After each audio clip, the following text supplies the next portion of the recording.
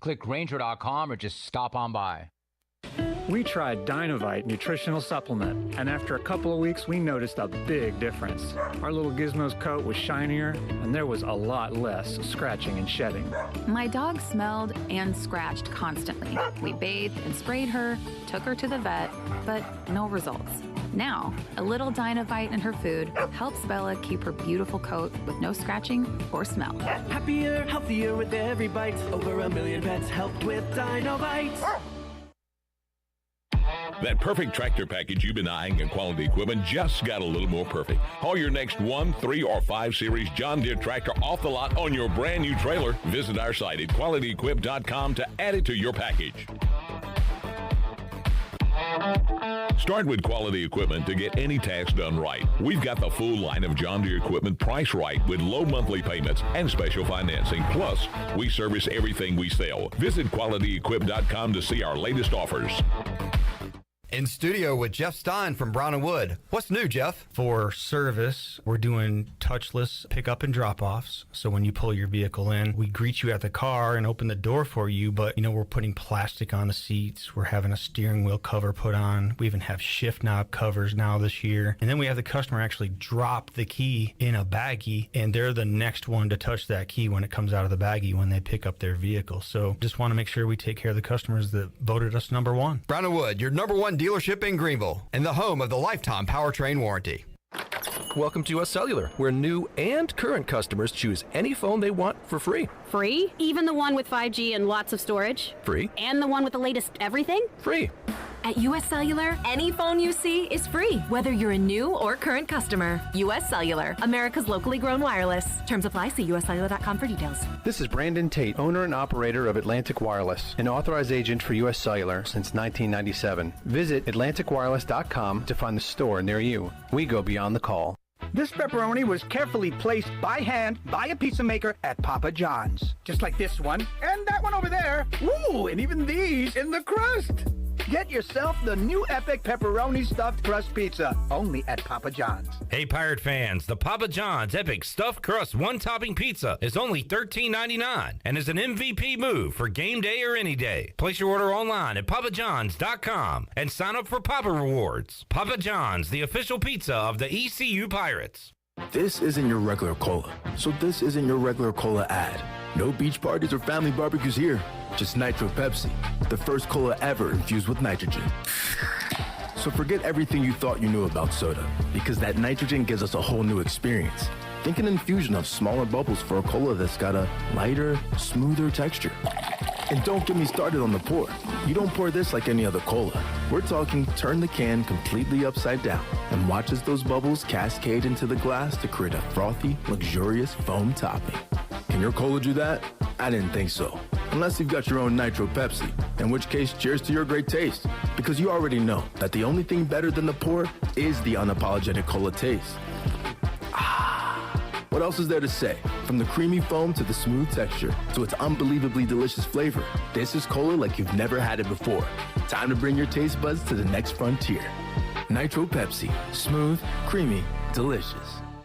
Warren's Hot Dog Pizza. Homemade lemonade. Hey, Pirate Nation, Warren's now has 2 locations, in Greenville across from Ron Ayers Motorsports and the Chocowinity location next to the fire department. Stop in today for hot dogs, pizza, subs, apple and peach turnovers, homemade lemonade, and breakfast in Chocowinity featuring homemade cheese, ham and chicken biscuits, plus sausage dogs and more. Warren's Hot Dogs. Want some? Get some. Go Pirates. It's Bostic Sugg Furniture's Midsummer's Dream event. Beautiful furniture at unbelievable low prices. Store-wide savings on beautiful looks for your home. Bonus savings of 25% off accessories, plus 6 months special financing. We have hundreds of top name brands in stock and ready for immediate delivery. Enjoy sweet dreams on a new mattress with 48 months special financing with no minimum purchase during the Midsummer's Dream event. On now at Bostic Sugg Furniture. This is Pirate Radio, WGHB Farmville, 1250 at 92.7 FM Greenville, WDLX Washington, 930 and 104.1 FM Washington. Can you be quiet, please? Thank you. Welcome to Pirate Radio Live. Hi. Tabua. Aub. What about Aub? Safula. Cool, neat story. Was that supposed to be funny? There's local politics, bud. Don't go over the rules. It'll take forever. Let's just get to the draft. Let's get the pumping. I got a little taco meat on my chest. It's gonna be fun. We in the thick. I mean, everybody gonna be loud. I'm gonna be loud with them. I'm screaming too. Like, yeah, let's go, let's do this. You ready for this? I am. Now live from the Pirate Radio studios in the heart of the Pirate Nation, here is your host, Clip Brock. All right, welcome in to a Tuesday edition of Pirate Radio Live. Clip Brock here inside the Pirate Radio studios, coming to you on Pirate Radio 92.7 FM in Greenville, 104.1 in Washington. We're on 1250, 930. You can find us online, pr927fm.com, and watch the show and be a part of the show on Facebook Live and YouTube. Make sure you are subscribed to Pirate Radio TV on YouTube. All of our interviews and programs are there in their entirety. Also, we are on Facebook Live every day. You can chime in there with your question, comment, whatever you want to talk about on this Tuesday. Got a big show planned for you coming up later on in the program. Double B, Brian Bailey, getting ready for Touchdown Friday coming up this Friday night. High school football kicking off. We'll talk about that. We'll talk Pirate football, a little NFL. His Dallas Cowboys were committing penalties all over the field in a preseason game. We'll talk a little NFL with Bailey coming up at 4 o'clock. Got more fantasy football talk coming your way in the 4 o'clock hour as well. And the return of former ECU tight end Bryce Williams. We missed him last week, but he'll be back this week. So we'll talk some Pirate football with the former ECU tight end in hour number 3. Shirley Rhodes is here, the Chan Man, CJ Schaefer. Ellerbe is here, as well as a special guest, former East Carolina offensive lineman Willie Smith, joining us to kick off today's edition of Pirate Radio Live. Gentlemen, how are we doing today? How you doing, Clipper? Good to have the big guy here in the studio today. Got some protection. Got the blind side covered. Yes. Great to be here. Willie, it's good to see you in person. Last time I talked to you from a Pirate Radio entity, we were on Zoom during the COVID times. That's how we were doing pretty much every interview. So it's great to have you here in studio. Absolutely, man. It's great to be here.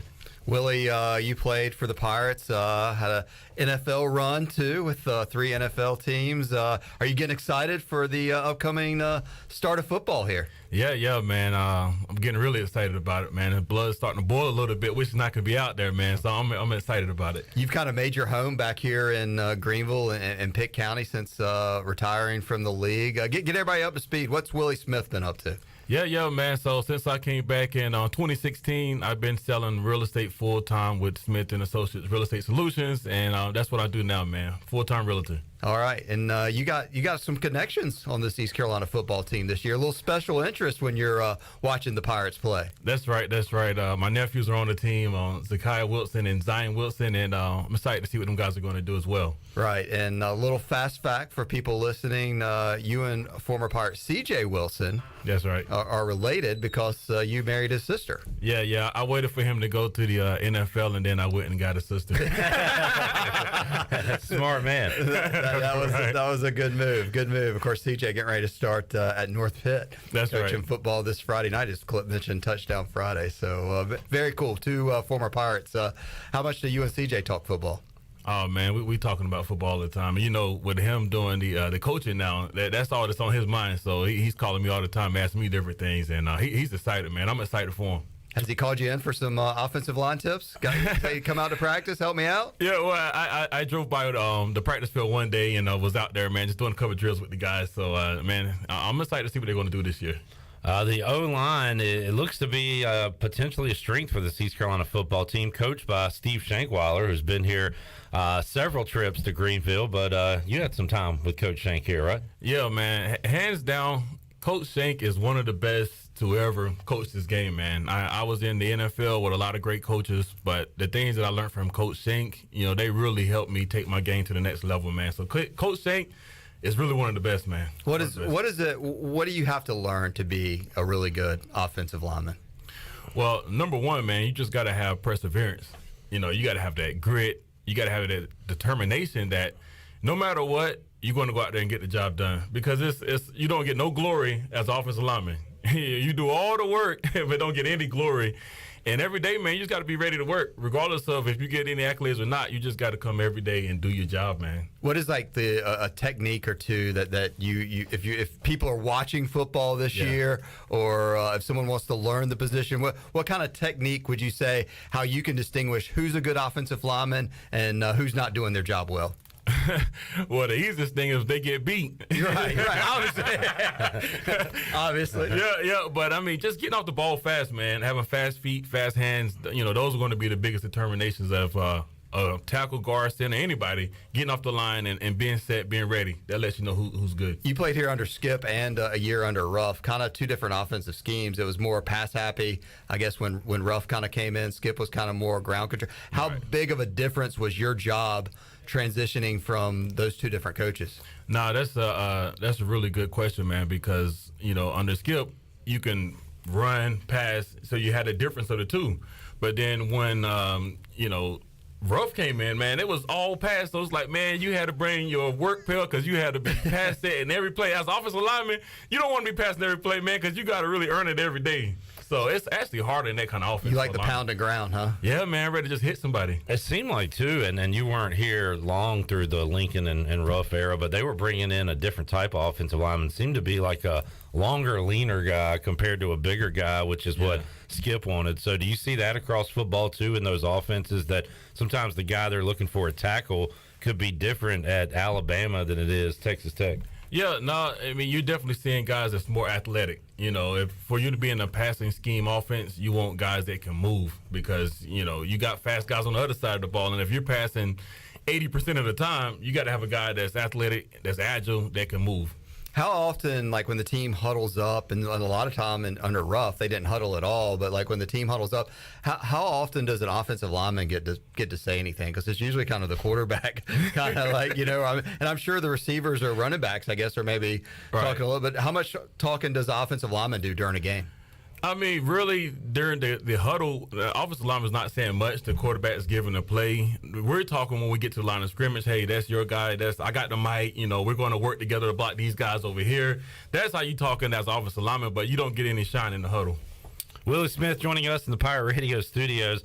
Last year, East Carolina seemed to be stronger run blocking. Keaton Mitchell, 1,000-yard year. Of course, a lot of that was helped by his speed, but Pirates seem to be better run blocking than pass blocking. Why is that, Willie? Well, what can you put your finger on about that?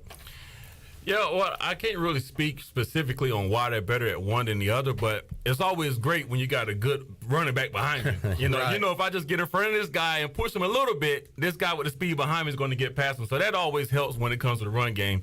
Having guys that, number one, communicate. Number two, they come off the ball and they hit people. And then number three, having a running back that gets downhill and goes north and south instead of east and west. What's the biggest adjustment an offensive line can make in a game if, like, when you're playing like a defensive line that's just really dominant up front? How do you, and they're at first really kind of putting problems on you? How do you make an adjustment to flip the script on that?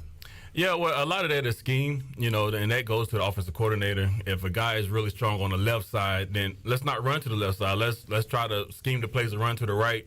Or, if it's a pass play and this left end is a beast, then, hey, let's lead the tight end and let him chip him, do something to change up his rhythm so that he doesn't crush the guy on the end. So it's all in scheming it up. I always hear when offenses are going fast that, man, the defense is wearing down. The defense is getting tired. I always wonder, well, what about the offensive line? What about Willie? He's been on the field for 100 plays. Is he tired? So, I don't know. How tired do you get out there compared to the guy you're blocking on the other side? Yeah, no, I'm glad you brought it up because nobody ever talks about that, man. Let's give some respect to the O-line.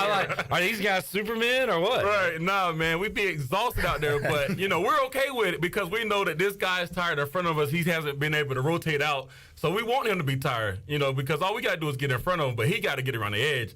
So we actually want, a fast offense like that because they can't rotate. An ideal situation is for your offense to go 7, 10, 12 plays down the field, score a touchdown, and then your defense gets them 3 and out. Then you're back on the field again. Right. I mean, so you have to work hard to be in shape to be the offense. Yeah, I mean, it's a lot of hard work that goes into being an offensive lineman. And that was one of the biggest things because, I was a defensive end when I came in, and then they made the switch over to tight end and then eventually the offensive line.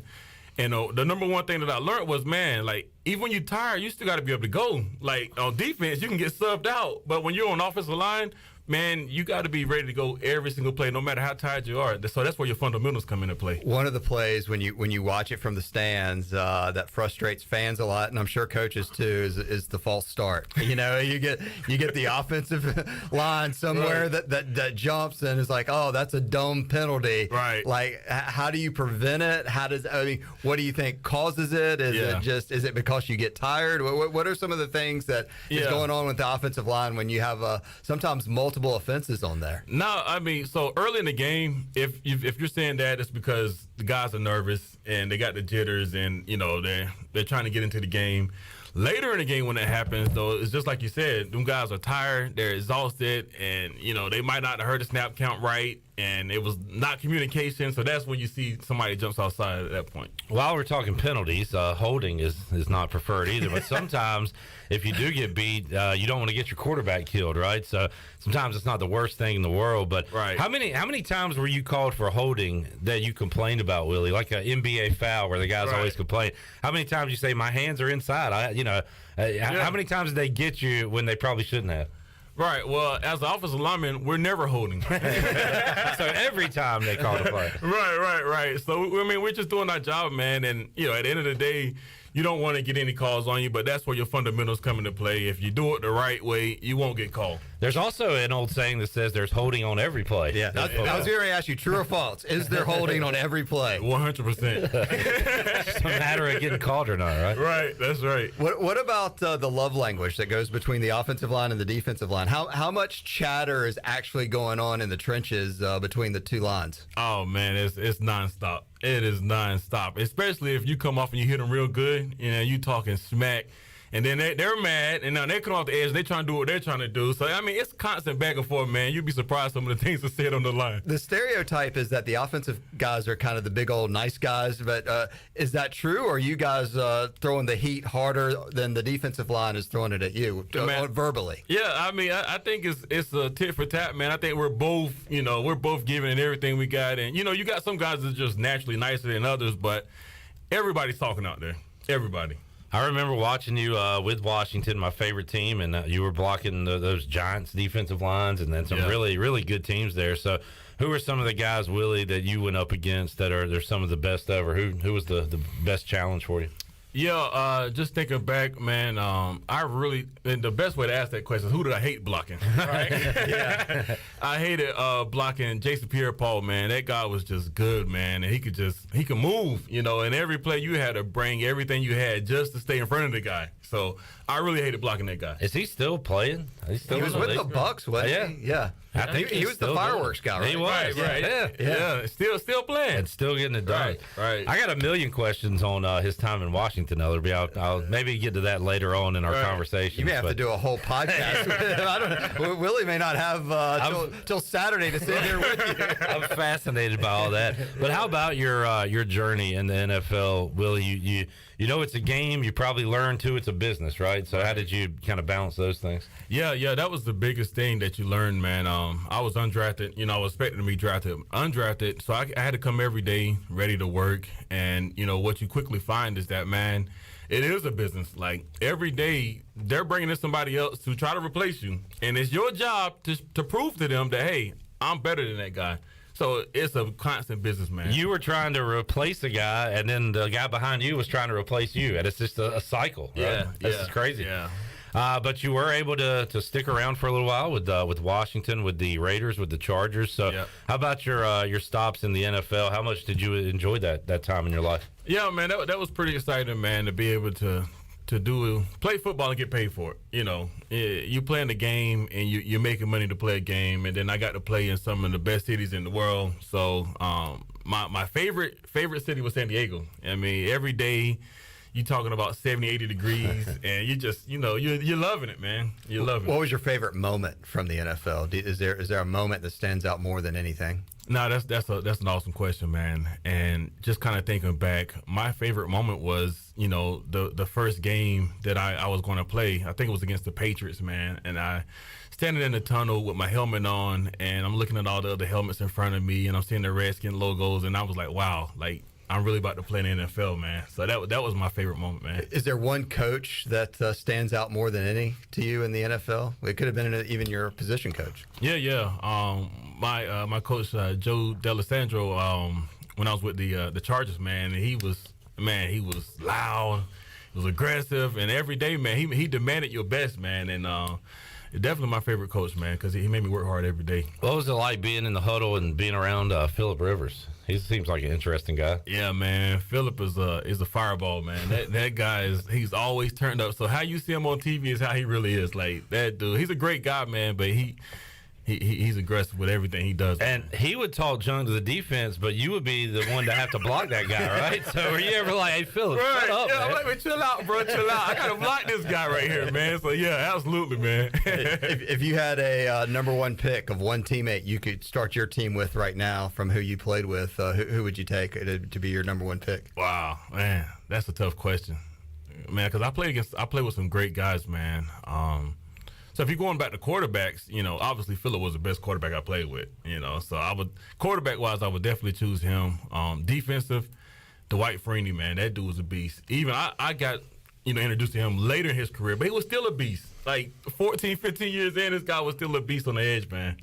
Willie Smith joining us, so we'll take a timeout. Can you hang out one more second? Yeah. All right, we'll talk more football, more Pirate football here with Willie Smith, and it is, Ellerbe, Tailgate Tuesday. That's right. We're getting ready for tailgate season, just right around the corner, 16 days or so till Pirate football. And we got a huge giveaway coming up this hour. At the end of next segment, we're going to be giving away some PBR. Or what is it called, Ellerbe? Can you say it properly? Chandler. I think Chandler's got it. Chandler's got it? What is it, Chandler? PBR. Thank you, sir. It is Pabst Blue Ribbon Tailgate Tuesday right here on Pirate Radio Live. And coming up at the end of next segment, we'll be giving that away. So get your dialing finger ready. A 12-pack of PBR. That's coming up on Pirate Radio Live. More to go with Willie Smith when we return after this.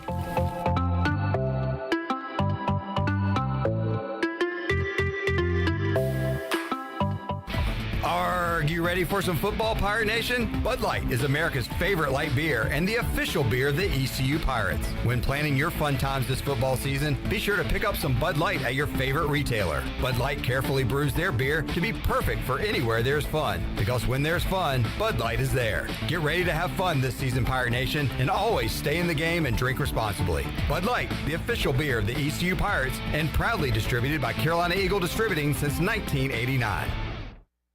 North Carolina State Parks is proud to announce that they have partnered with the Hometown Strong program. Our visitor centers are now equipped with public Wi-Fi to help kids with school. Remote learning has become a critical public health measure in maintaining social distance and continuing to educate our young people. Take advantage of Wi-Fi and a hike at Goose Creek State Park or a day trip to the beach and access remote learning at Fort Macon State Park. For more information, visit hometownstrong.nc.gov.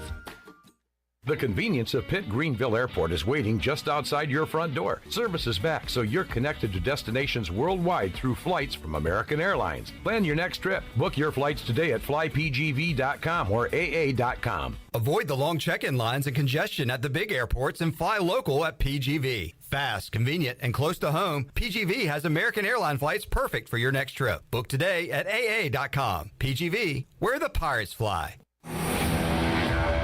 The best burgers around. Everyone loves a thick, juicy, and fresh burger. Tiebreakers in Greenville, plus the all-new Tiebreakers in Winterville. Do real burgers better than anybody. So don't just go to any burger-themed restaurant chain.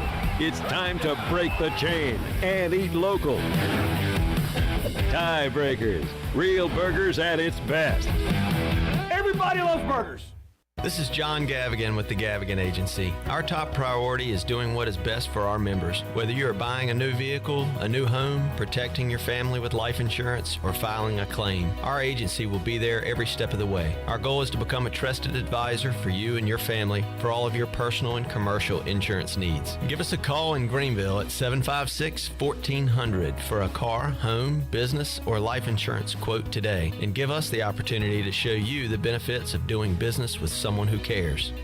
Tired and sluggish? Down in the dumps? Or do you just have the blahs? Well, maybe you need to hydrate. Revive Health and Wellness offers IV hydration, which can help you with lack of energy, improve your mood, assist with immunity, and even fix a hangover. Call today to set up an appointment at 350-1805. Locally owned and operated by Samantha Casper, Revive Health and Wellness has a new location and is ready to serve you. Stop by at 2459 Emerald Place in Greenville or go online at revivehealthwellness.org. East Coast Grading and Utilities is your source for clearing, hauling dirt, and concrete work. East Coast Grading and Utilities handles all sewer and water issues as well. I'm David Vaughn. Whether putting in a new subdivision or helping you with any and all of your drainage problems, I can get the job done. Call me at 531-7494. No job is too big or too small. East Coast Grading and Utilities. Friends helping friends. 531-7494 for East Coast Grading and Utilities. Have you ever seen those exotic aquariums like the guys do in Las Vegas on television? You ever thought about having one of these aquariums in your business? It's more affordable than you think. This is Hal Pruitt with rentafishtank.com. We can make having an aquarium in your business turnkey with no work, cleaning, or hassles for you. Rentafishtank.com creates a relaxing atmosphere and keeps children occupied. Rentafishtank.com already services many dental, pediatric, and doctor offices, plus hospitals and senior living centers. Check us out at rentafishtank.com. This is Brian Packard, ECU former baseballer. You're listening to Pirate Radio, the voice of Pirate Nation.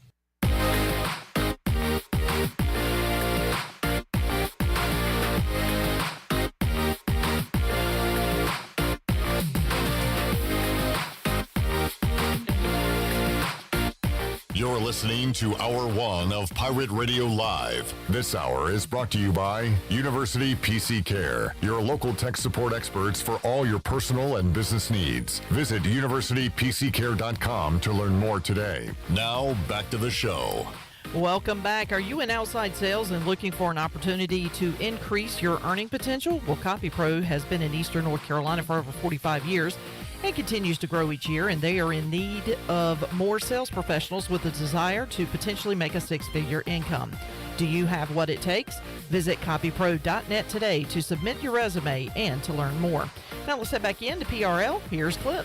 All right, back with you here on a Tailgate Tuesday. We're giving away some PBR, some Pabst Blue Ribbon coming up at the end of this segment, so stay tuned, and you can be a big winner as Ellerbe and special guest Willie Smith joining us inside the Pirate Radio studios, former ECU offensive lineman, NFLer. And Willie, when we talk to former players, I asked them, what they miss most, and just about every time the answer is being with the guys in the locker room, the camaraderie and that stuff. So is that on your top of the list as what you miss about playing football? Yeah, I would say that's accurate, man. You miss being around the guys and all the jokes and the laughing going on in the locker room, man. That's the biggest thing you miss. You don't miss the running.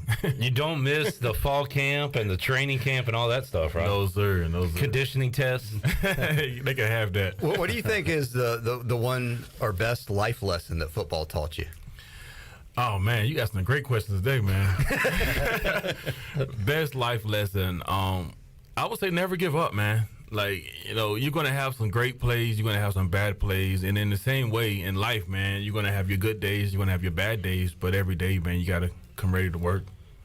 How are you motivated? Did you motivate yourself? Did you need a strength coach, an O-line coach to get in your face? Like, because everybody's different, right? So how are you motivated as a player, and how do you motivate yourself today? Yeah, no, that's a great question, man, and it comes down to, man, having a burning desire. To me, I wanted to be the guy that was, his name's being called out, and I wanted to be great and be known. And, once you have something that, you want, you have a strong why, that's what motivates you to go up and go to work. Because some days you're just not going to feel like, hitting anybody. You're not going to feel like taking those sets. You're not going to feel like doing the extra work that's required to be great. And even today, as a realtor, man, I work hard every day because, my why is, man, I want my kids to have a great life. So you got to have a strong why, and that's what motivates you when you have a why. How hard was just learning the playbooks and the homework, all this stuff? I mean, like getting out on the field is doing the work, but there's a lot that goes behind the scenes into film sessions and other stuff. How hard and how much dedication did you have to learn all that? No, I mean, it takes a lot because the coaching staff, they're going to install the plays, and it falls on you as the player to go in and take time by yourself to review the plays, right? Study the plays, know what's going on in different scenarios, different fronts, right? And, as far as being on the field, you got to just, what you got to work on. And my goal when I was playing was, man, let me just find the one thing that I can get better today. If that's just my first step, or if that's my pad level, or my hand placement, my hat placement, finding that one thing that you can work on every day was how I got better. Did you ever have any deer in the headlights moments, either for yourself or when you looked in the huddle and you knew that one of your teammates didn't know the play or you didn't know the play? I mean, was there? Did you ever, when they called the play and you're like, right? Yeah, we was just talking about those 14, 15 play drives. And you in the huddle, man, and all you trying to do is catch your freaking breath. And you get to the line, you're like, crap, what play we running? You was hoping that you got to the guard and he knew the play. If he didn't know the play, y'all was screwed. So that's when things can go wrong. Right. Well, you got 2 championship rings, correct? Yeah. And talking about the guys you faced in the NFL. In practice, you would face, your guy CJ, Scotty Robinson, depending on where they're lined up. Right. Maybe Linville Joseph got in your area a time or two. So you got well prepared here at East Carolina. That was maybe the best defensive line, definitely in recent years, in recent years that we've seen here at East Carolina. Yeah, no, those guys, man, they were good. I mean, like you said, every day, man, everybody had that mindset of, man, we're just going to get better. So every day, even in practice, you had to bring it because if you didn't, you would have got embarrassed. And that does prepare you, You talked about the NFL, the memories you had. What are some of your favorite moments wearing the purple and gold? Man, I would say my most favorite moment was when we was playing Houston here for the conference championship game. And I can't remember the defensive guy name, but, man, the whole O-line as a unit, we brought it, man. We dominated the field. And just, looking up at the stand, man, seeing all the fans cheering and the confetti and everything. I mean, it was an awesome experience, man.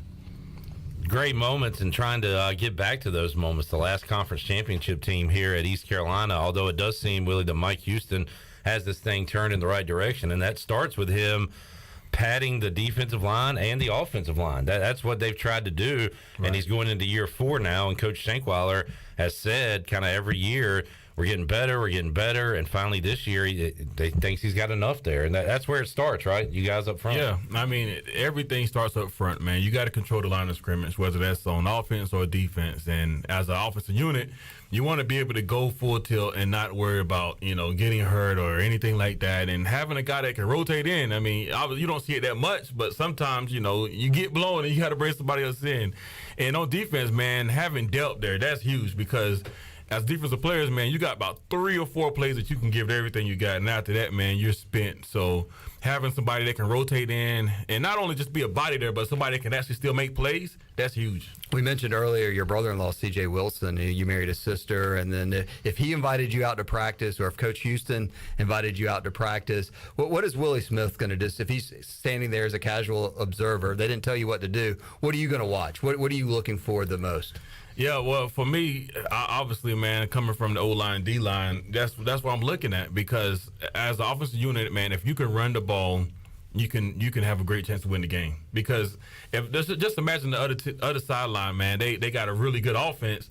As if your offense can run the ball and keep, possession of the ball for a longer period of time, that's going to give you a better chance to win the game because you're keeping that explosive offense off the field. And defense, man, if you can get off the field and get the ball back to your great offense, then you're going to have a great chance to win the game. So I'm always looking at the O-line and D-line when I'm watching the game. It reminds me of when I talked to guys, Phillip Henry, others that played here, when they play against Navy and they're sitting on the sideline all game, right? Kind of just looking at the scoreboard. There ain't nothing to do when that team's got the ball 10 minutes on the field. It's like, what do you call it when you play basketball and you make it, you get it back? Make it, take it. Make it, take it. Then you never get the ball back. Right. It's bad. Willie Smith joining us.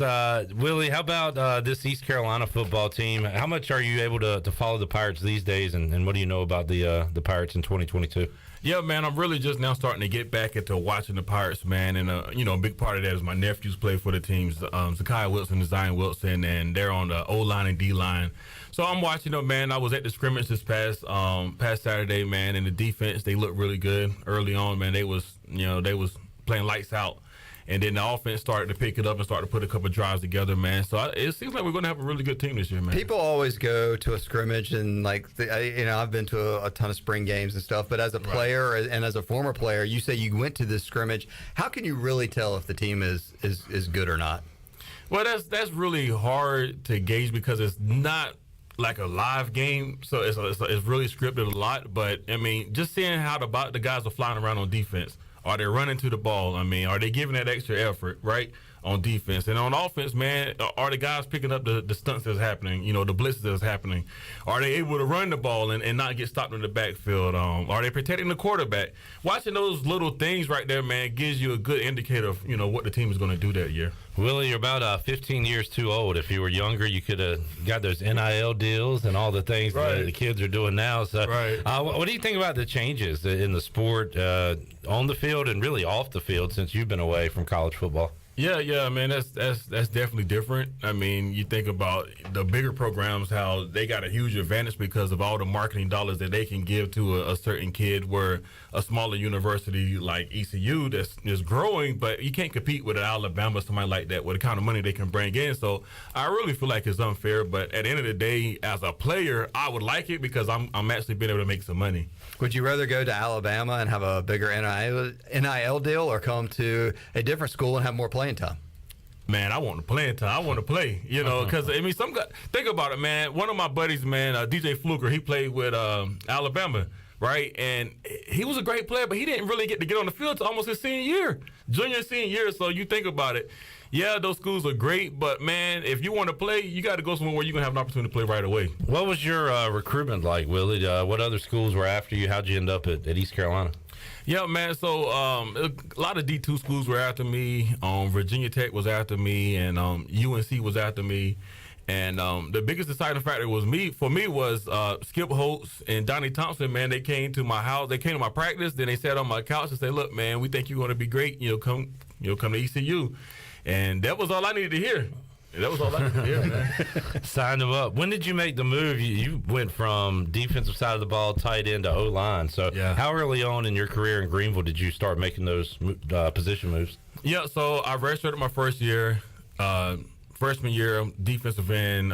Sophomore year, D tackle. Then they made the transition to tight end, and then I was a tight end and moved over to offensive line. They said, wow, man, this guy can really block at tight end. So they said, let's make him a lineman. And, that's when I became a lineman, and, one thing led to another. And who knows, if we didn't have Jay Ross and Linville and CJ and Scotty and all them guys, you might have stayed over there. That's right. They found a spot for you. Right. How big of an adjustment? Because you were one of the, obviously, maybe the biggest kid at your high school, North Johnston, right? Yeah. Versus coming to East Carolina, where there was more people like your size here in helmets and pads. How big of a difference was that? Yeah, no, it was my freshman class, man. I came in, I was 6'6", 225 pounds.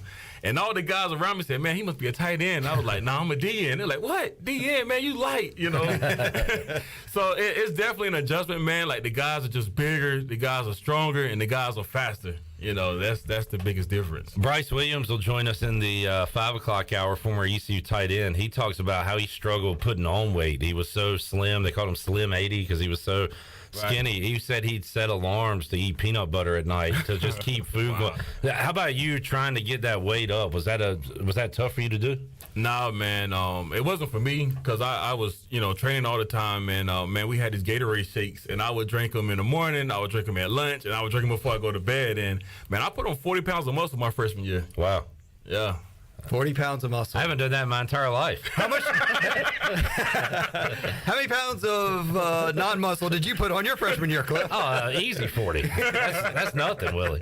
But yeah, and it's kind of, everybody's different too. We talk about Bailey Malovic, who's a tackle on this ECU football team, struggles keeping weight on. Noah Henderson struggles keeping the weight off. So everybody's kind of fighting different battles, it sounds like. Yeah, no, absolutely, man. There's different body types, and you got to take care of yourself, different kind of ways. And it all comes down to what are you eating at the end of the day. how you eat, right, and when you're eating. Right, which is the importance of training tables and other thing they're really trying to implement across college football. Right. And I imagine when you got to the NFL, that your nutrition, your diet, your sleep habit, I mean, because if you were just, what you were just saying is that someone's trying to take your job every day. Right. It's, and you see the guys in the NFL that go out and party and do a lot of things. I imagine, I don't really picture you as the party type in the National Football League. No, man. I was the guy that, man, I got to make sure I ate everything right, got to drink enough water, drink enough Gatorade, and be ready to go because, man, every day I had to work. Like, the guys you see doing all that stuff, they got that guaranteed money, those huge contracts. I was the guy that had to scrap every single day, man. How did you do housing when you were in the NFL? Did you find an apartment? Did you ever buy houses where you were? I mean, because you did move around a lot. Right. I mean, and knowing that you don't have a huge contract is really rare to see a guy go and buy a house because he don't know if he's going to be there next week, right? So I always rented wherever I stayed at. Now looking back, where the market has gone, I wish I would have been buying. Now, the real estate Willie Smith would have been advising offensive lineman Willie Smith. You would have built your real estate portfolio during that time. That's right. Hey, maybe that's a new side gig for you, helping these guys out that are getting these contracts. And I guess there were times you were on the 53-man roster. Were there times you were on the practice squad too, or were you always on the main roster? Yeah, I was always on the main roster, and I kind of wish that my first year, instead of getting on the roster, that I took that practice squad year, just because it gives you more time to develop and continue to craft your game. But no, I never was on the practice squad. How hard are NFL practices? Man, they're very challenging. I mean, think about it, man. You're taking the best of every single college, in the nation, and you're putting them on a team. So, at ECU or any college program, you're going to have the good guys, and then you're going to have the middle tier, and then you can have the guys that, they're just barely on the team. In the NFL, the first guy is good, the second guy is good, the third guy is good, so there's no breaks. Everybody is freaking good, so you can imagine how hard the practices are with everybody being that good. One of Clips's heroes is Daniel Snyder. Did you ever get a chance to hang out with him or meet him when you were in Washington? No, never hung out with him, man. He signed a check or two for you. Yeah, right. So that's a good thing. Clip does not a big fan. Not a big fan since he ruined his team. Right. So hopefully he'll sell it here eventually. How about the name Commanders? As a former Washington Redskin, is that what do you think about that? Yeah, I mean, it's still hard for me to say Commanders because when somebody says who you play with, I play with the Washington Redskins. I think I said it earlier in the show. I play with the Washington Redskins. I can't get behind the Commanders, but obviously I got to learn to love it because that's the new name. But yeah, I can't get with it. So you were with Shanahan and Kyle Shanahan, coach there as well. That wasn't the staff. Was that McVay and LaFleur? Were they on that staff, or was that after you withdrew? So those guys, and now they're like the top head coaches in football 10 years later. Yeah. It's kind of crazy how that works, right? Yeah, that's crazy. They were just young dudes back then, I guess. Right, yeah, young whippersnappers. And now you're talking about the Rams won a Super Bowl, the Niners and Packers right there at the top of the NFC. Yeah. So we were talking, I think, during the break, you don't really have a team. Did you root for a team growing up? Did you have a favorite NFL team? That's the craziest thing, man. Like, I didn't care much about football. I was the NBA guy. I wanted to go to the NBA. And, my high school coach finally convinced me to go out because he said, look, man, you 6'6" right now. You're a point guard in the NBA. And I was playing power forward center in my high school because, I'm the big guy there. And then he said, 6'6", you're D1 right now. And I was like, wow. Okay, that's enough to go out there. And, so that's why I don't have a team. Right. Okay. So who was your basketball? Who were you watching? Let's see. What are we talking? Mid-2000s? So LeBron and man, I was a Lakers fan, man. Okay. Lakers fan, man. I wanted to be Shaq, dunking on people. Do you have any good memorable dunks? Oh yeah, man. A lot of drop step dunks, man. A lot of drop steps, man. So how good were you at basketball? I was pretty good, man. Yeah. Like I said, my biggest factor is, man, I couldn't handle the rock like I needed to. To be 6'6", I should have been able to handle the ball a lot better. But man, in the post though, I can give you that work. And I guess even back then, I mean, we're talking 17 years or whatever, but like back then it wasn't as important for a big guy to handle the ball. Now, if you're 6'6", can't dribble, they really don't have a lot of use for you, do they? Man, this guy's 6'10" out there handling the rock. That's crazy. Yeah, it is crazy. Willie Smith joining us. Willie, looking forward to our chats on Tuesdays, breaking down some games and talking Pirate football. We'll talk some NFL as well throughout the year too. I'm looking forward to the season coming up. I think I heard you tell Ellerbe you're not a fantasy football guy either, right? Nah, not. You can't get into that. If you were, who? I don't know who's the number one quarterback in the league right now. Man, that's a tough question, man. The answer seemed to be Mahomes, but I feel like Josh Allen kind of crept up on him last year. Yeah, he definitely did, but it's hard to root against Mahomes, man, with how talented that guy is. East Carolina, NC State creeping right around the corner. Yeah. What is just your hunch on that game as we sit here, less than 20 days away? Well, they're coming in like number 13, right? Number 13. Yeah, so, I mean, to me, I'm hoping that the guys go out there and just hit them in the mouth, because if you could be physical with a team, I don't care how good they are, man, that everybody feels that, right? And they just come out and play a strong game, man, and be in that in the fourth quarter. If they could be in the game in the fourth quarter, we got a chance. But if we get, ran over in the first half, it's going to be very tough, man. Is that what y'all do? I mean, you were on the team that beat West Virginia and dominated that ranked team that come in here with Pat White and those guys. I've never seen a more dominant performance from an East Carolina football team. Yeah. You talking about hitting someone in the mouth and then never letting up. I mean, I kind of feel like it's going to be hard to duplicate that performance, but that's going to be kind of the mindset for this Pirate football team on Saturday, September 3rd. Yeah, and I'm glad you said mindset, man, because that's what it comes down to. At the end of the day, you got to believe that I don't care who's lined up in front of me, he don't stand a chance. And when you approach it with that mindset, you got a chance to win every game. Willie Smith joining us the other night. I was talking to Brian North about two sport athletes at East Carolina, Ellerbe, and we brought up Demaine Duckett. Kevin Monroe was on the baseball team. I don't know how much he played, but he was on there. But John Moody asked, did Willie ever consider double duty at ECU, football and basketball? You ever try to get out on the court over there? Nah, man. I was all in on football, man, all in. Did you? I mean, I know you probably weren't supposed to, but did you ever have any nice pickup games while you were here at East Carolina University? Look, since I'm not there anymore, we had some good pickup games. Did you dunk on your football teammates? No. I didn't dunk on anybody, man. We was playing just at the rec with every other body out there. I got you. Willie, thanks for hanging out, man. We'll keep doing this on Tuesdays. We enjoyed it. Yeah, absolutely, man. And do you want to, once again, tell us what you're up to? Yeah, tell people how to get in touch with you if they need some real estate help. Yeah, man. Realtor here in the market. If you're looking to buy, sell, or invest in real estate, residential or commercial, you can just give me a call. My cell is 252-258-8168, 258-8168. Willie Smith joining us. Ellerbe, we'll see you next Tuesday as well. We'll be back. And right now, we're going to open up the booty bag and give away a Pabst Blue Ribbon 12-pack. It is Tailgate Tuesdays. Pirate fans get stocked up for tailgating season with PBR at your favorite retailer. Look for the QR code on the PBR display and register for a chance to win a PBR cooler full of beer. Game day or any day, all Pirates prefer PBR. So call in now, Shirley. You want to go caller, what number? 5? Caller 5, 317-1250. You'll be a winner of a PBR 12-pack 21 or older. We'll be back with more Pirate Radio Live after this.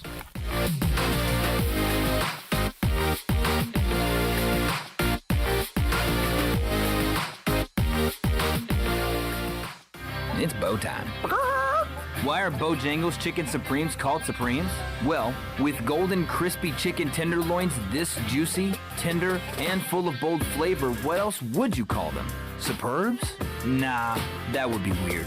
Get your Chicken Supremes combo today with a scratch-made biscuit, your choice of fixin', legendary iced tea, and have you heard there's a new sauce in town? Try our new creamy buffalo sauce when you get a Chicken Supremes combo today. It's bow time. Flight by Yingling. It's the next generation of light beer. For those who don't follow trends, but craft them. Flight by Yingling is 12 ounces of uncompromised refreshment from America's oldest brewery. With only 2.6 grams of carbs and 95 calories, this is premium refreshment 6 generations in the making. Don't just raise a glass, raise the bar. Flight by Yingling. Available wherever beer is sold. DG Yingling & Son Incorporated, Pottsville, Pennsylvania. Please enjoy responsibly. BMS Builders is your premier custom builder in eastern North Carolina. With homes in Blackwood, Mills Creek, Dalton's Cove and Farmville, and Belmar and Ayden, they're constantly expanding. Now to Laurel Glen and Sarah's Way, plus the new duplex community at Abigail Trails. BMS Builders can build the home of your dreams. Just ask Dr. Dennis Ross in Greenville or ECU football coach Mike Houston. They built their homes, and they can build yours as well. Call 916-1578 for BMS Builders. At Parker's Barbecue, our family has been serving your family for 3 generations. For that, we say thank you. Blessing families every Thursday. Kids eat free all day. That's the Parker's way. Legendary food served from our 3 locations. Always quick, always delicious. That's the Parker's way. At Parker's, our mission is to impact our customers through Christ-like service in a way that feeds them both physically and spiritually. That is the Parker's way.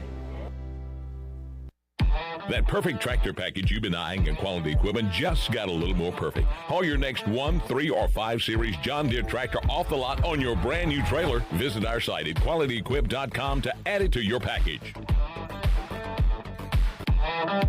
Start with Quality Equipment to get any task done right. We've got the full line of John Deere equipment priced right with low monthly payments and special financing. Plus, we service everything we sell. Visit QualityEquip.com to see our latest offers.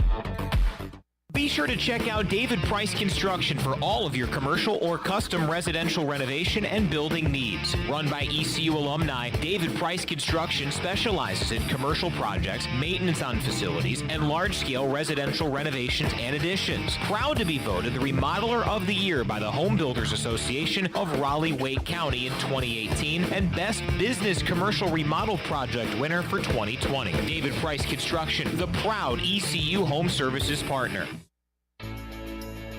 Every team knows that the two-point play can be a winning move. That's why I'm here. State Farm agent Timothy Sawyer and my team are here to help you go for 2 by combining your home and auto insurance. It's a great call that saves you time and money. So go for the win and score some savings by combining your home and auto. It's just another way we're here to help life go right. Call me, Timothy Sawyer, at 493-0002 today.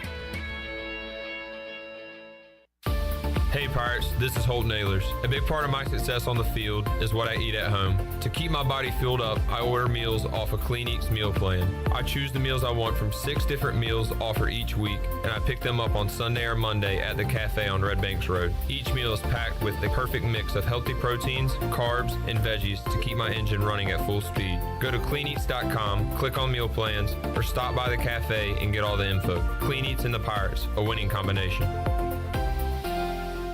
Pirate Radio. We're going to be bigger, faster, stronger, and older. That's always a good combination. The voice of the Pirate Nation.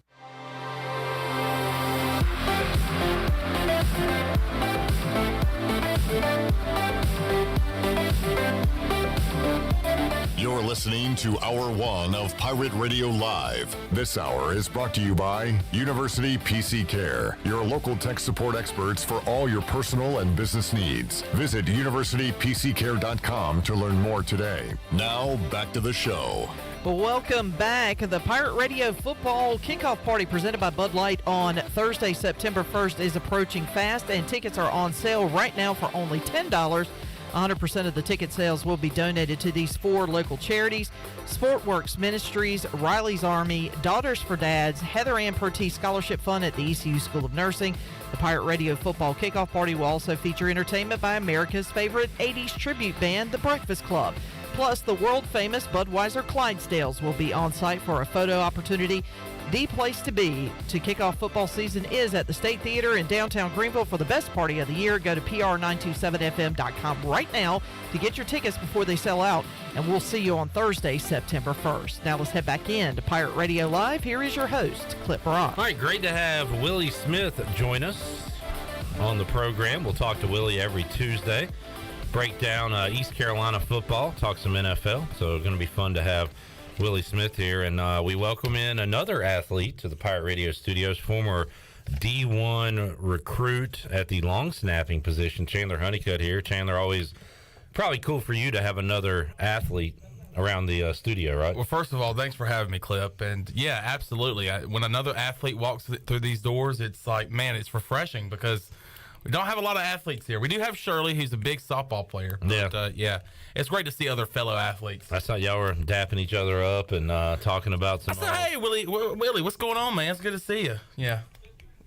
a good guy. He talked. Yeah, he talked about some of the guys he had to block: JPP, Dwight Freeney. Oh man, who were some? Who were some of the toughest guys you had to block? A guy went to Hopton. Johnny Brown, Bill Smith. His dad owned a gas station. Yeah, but man, he was built like an ox, and he was hard to block. Country strong. In fact, his nickname was Big Country. Everybody's nickname is Big Country. Yeah. By the way, we hadn't had a long snapper update. First of all, East Carolina fall camp. What's going on at the long snapping position for the Pirates right now? As far as I know, Alex Harper transfer from North Carolina Central. I believe he is a sophomore. And, of course, Slade Roy, a lot of people probably don't know who Slade Roy is, but he was a true freshman last year for East Carolina, started every single game for ECU last year at the long snapping position, was a fantastic long snapper, very impressed by the true freshman. But he goes and enters the transfer portal. We never see long snappers enter the transfer portal, but I know why he did, because, well, he's going to the SEC. He joins the family at LSU. He joins Brian Kelly's ball club there. So the Pirates were, kind of slim there at the long snapper position. They get a guy in Alex Harper who has got some starting experience for the Eagles, for the North Carolina Central Eagles. And so he comes in here, and as far as I know, he is the number one guy. And might even talk to him coming up on Saturday at Media Day. You think he'll be there? I hope so. All right. If he's not, that's fine. But if he is, I definitely want to talk to him. I would love to hear that interview. A long snapper. It'd be like, Peyton Manning interviewing Kyler Murray, like a former long snapper talking to a guy of the future type thing. Yeah, that's exactly what it would be like. Well, you and Peyton both have big heads. So. I appreciate that, man. And you're good on camera. At least my forehead's not big. Oh no! I mean, it's hard to say because the whole apparatus is big. What size hat you wear? Oh, I don't know. I have no idea. Really? I usually wear fitted, like the stretch hats. Okay. That's all I can wear. Good deal. Chandler Honeycutt joining us inside the Pirate Radio studios. Coming up, we've got Brian Bailey joining us at 4 o'clock. We got a lot of audio to get to. We'll save a lot of that for hour 3 when Bryce Williams is here. Shirley, do you have Blake Harrell ready to go? We can get some Coach Harrell comments from yesterday as he was asked first how the scrimmage went on Saturday for the defensive guys. Scrimmage is good. I thought you find out a lot when you go out and you go live situations. Sometimes in practice when you're sitting there, you can say you're kind of holding each other's hand and you're kind of saying, if somebody gets lined up wrong or is controlled, right? Practice is in a controlled environment. You put them in a game situation, scrimmage situation, and you kind of find out, hey, where we need to go back to work, where we need to improve.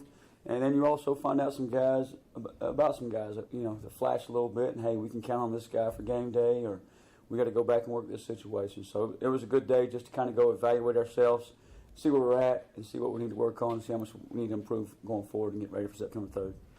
All right, I asked Coach Harrell this question when he joined us a month or so ago, and let's get an update on that now that we're in fall camp. The part of balancing, adding new things, new wrinkles, and also perfecting what they already do, and he talked about that. Yeah, it's just talking to the guys about that last night. We're going to cram our whole playbook, our whole package in fall camp. So right now they got a lot on them. And we had some missed assignments on Saturday, and some of that is because of the load they have on them.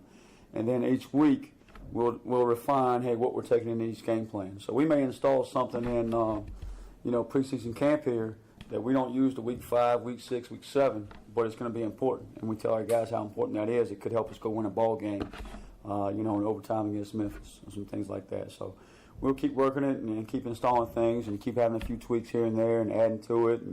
And you're always adjusting. You're always being innovative and trying to stay on top of the game. The minute you don't, the minute you say, okay, we're good with what we have, somebody can take advantage of you. Offenses are too good just to sit there and do what you do. So we always got to be changing, evolving, and moving forward with our defense. Pirates lost some veterans, a few on the defensive side of the ball. When you look at Bruce Bivens, Aaron Ramseur, Warren Saba, and, of course, Jaquan McMillan at the corner position. Glenn asked Coach Harrell how the transfer of leadership has gone on the defensive side. Yeah, we've had some guys leave and miss Bruce and those guys that left us, Warren Saba. We had some really good players that left, and Jay Mack. But the guys that are here, they've been playing. I mean, ever since I've been here, Xavier Smith has been a starter for us. Miles Berry, Jeremy Lewis, Tegan Wilt, Jairo Wilson.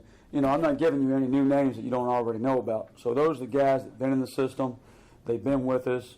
I just read a quote by Coach Houston talking about changing the culture, and those guys really have. And their core values and the same thing defensively. What he talks about our program is happening for us defensively, and just really proud of those guys. And those guys will tell you, like, it's no longer, the expectations have changed. The goal, the standards have changed. And they're wanting to take it to the next step. It's not just coaches pushing them, but it's coming from internally, and that's really special. All right, a guy that these coaches think can come in and play right away is Chance Bates, who is a grad transfer, and Coach Harrell is familiar with Chance and is a fan of Chance. Cut 4, Shirley. Chance has been awesome. Obviously I had the opportunity to work with him before, and he was a special player at Kennesaw and did a lot of good things there. And he's came in, he's an older kid. Something to be said for older guys. And Chance is playing like an older guy right now. He's a fifth year. Priya Washington's another guy in that same boat. They're both fifth years. And it's nice to be adding older guys to an already older defense that can come in, they're ready to play.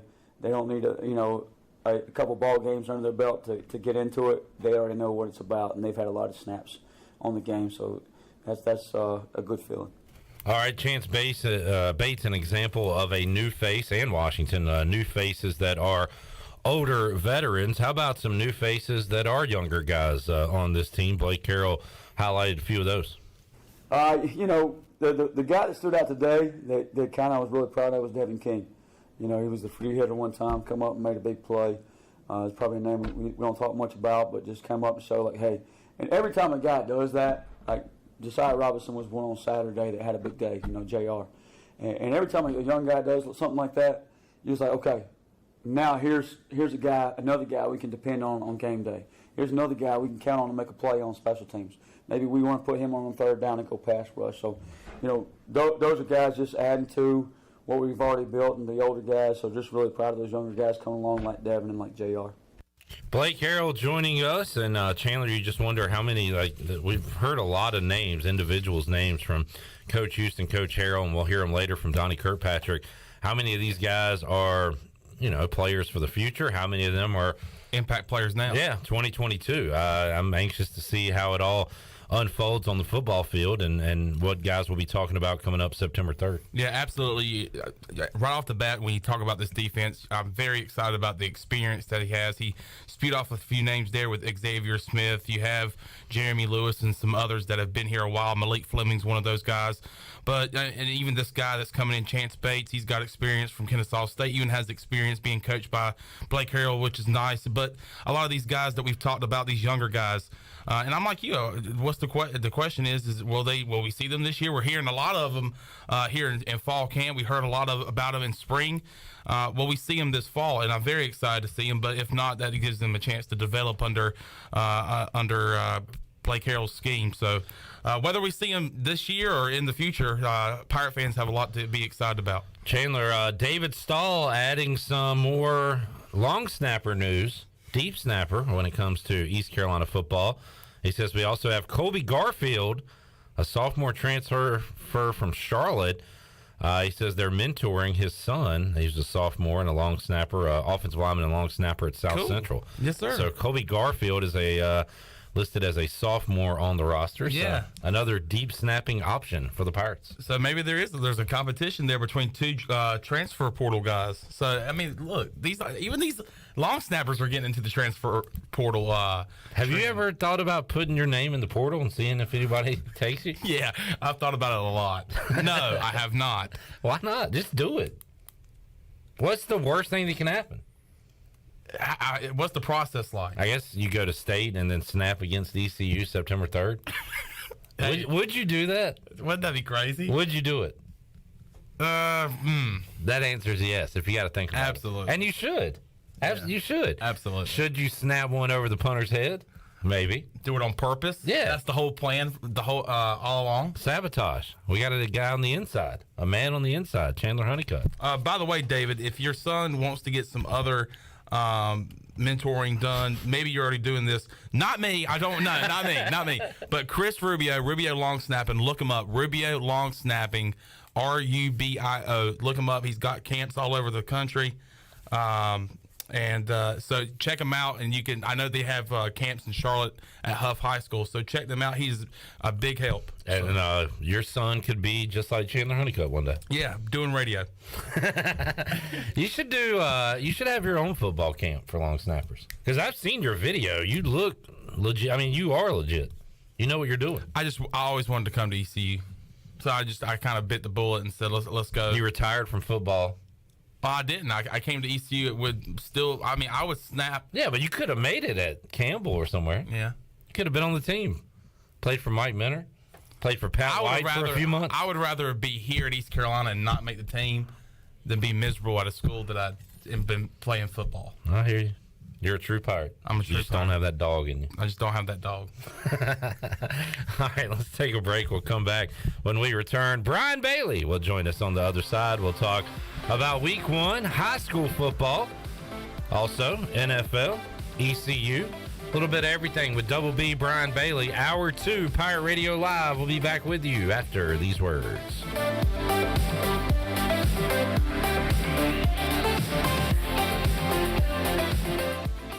Pabst is the place where things are exactly as you remember them, right down to the flicker of an old neon sign. Why is it flickering? I don't know. I'm a voice, not a neon mechanic. Pabst is the place. Hey, Pirate fans, get stocked up for tailgating season with PBR at your favorite retailer. Look for the QR code on the PBR display and register for a chance to win a PBR cooler full of beer. Game day or any day, all Pirates prefer PBR. Wings Over delivers. Wings Over delivers. Wings Over delivers. If you're looking for wings to be delivered to your home, Wings Over Greenville has you covered with no third party needed. Wings Over Greenville has its own in-house delivery service. Be sure to try the all-new tender sandwiches by ordering ahead on the Wings Over mobile app. Open till 3 a.m. on Friday and Saturday, Wings Over has everything to cure those late night munchies. Give them a call at 758-9464. Wings Over Greenville. They deliver.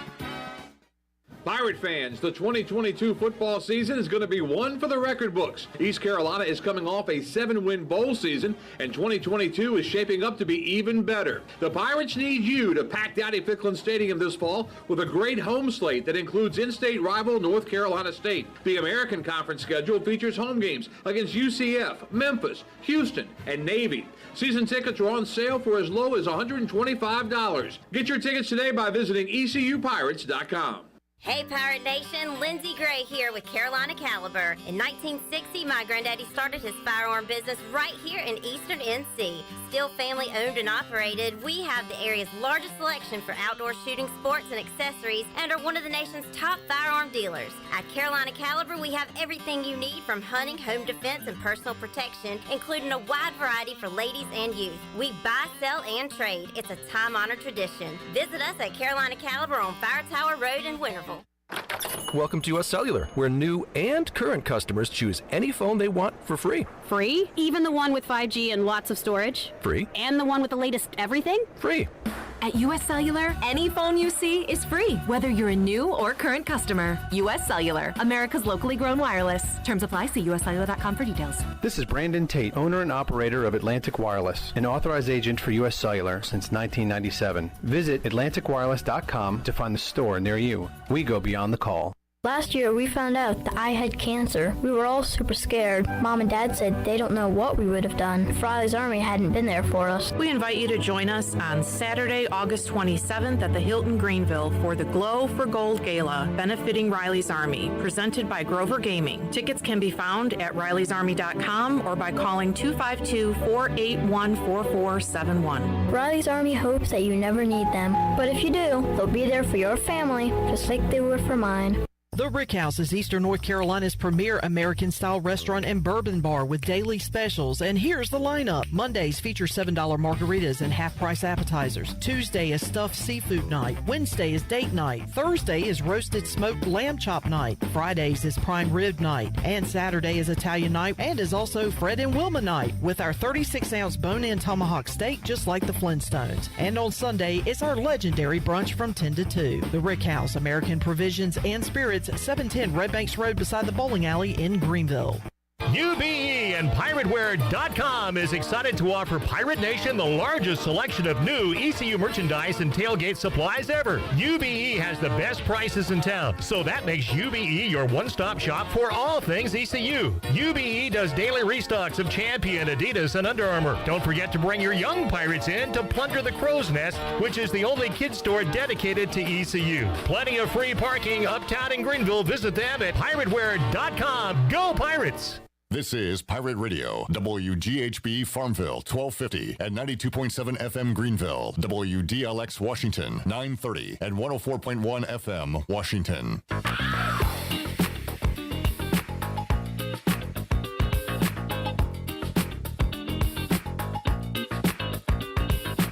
You're listening to Hour 2 of Pirate Radio Live. This hour of PRL is brought to you by First Bank. Together with our customers, we're creating a world where individuals and communities thrive. Visit the First Bank location on Arlington Boulevard in Greenville for all your personal and business banking needs. Now, back to the show.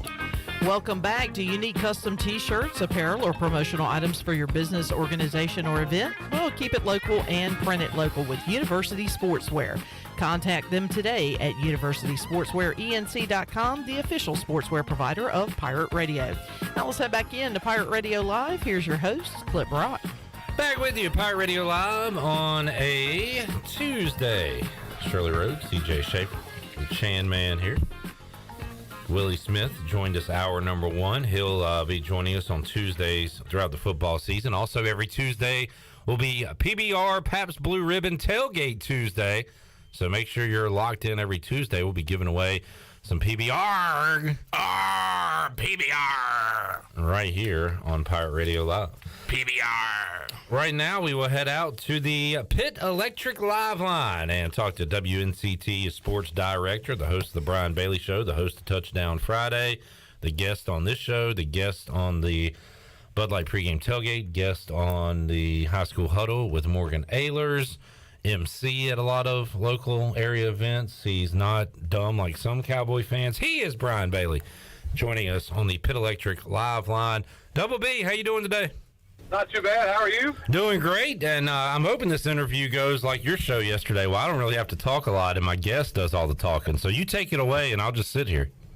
I tell you what, you got to like guests like that. I love Carrasco. I love Skip Holtz, both of them, and it was really fun to have those guys on and just and kind of pick their brains, especially Mike Carrasco, when you're talking about realignment and what the conferences are going to look like, and it's a scramble almost every day. I was really intrigued by his answer when I asked him about did you see the move from USC and UCL? Yeah. You like the rest of us, and he said, no, I was working in my office and saw something come across, and I was like, wow. So yeah, that's what we got right now.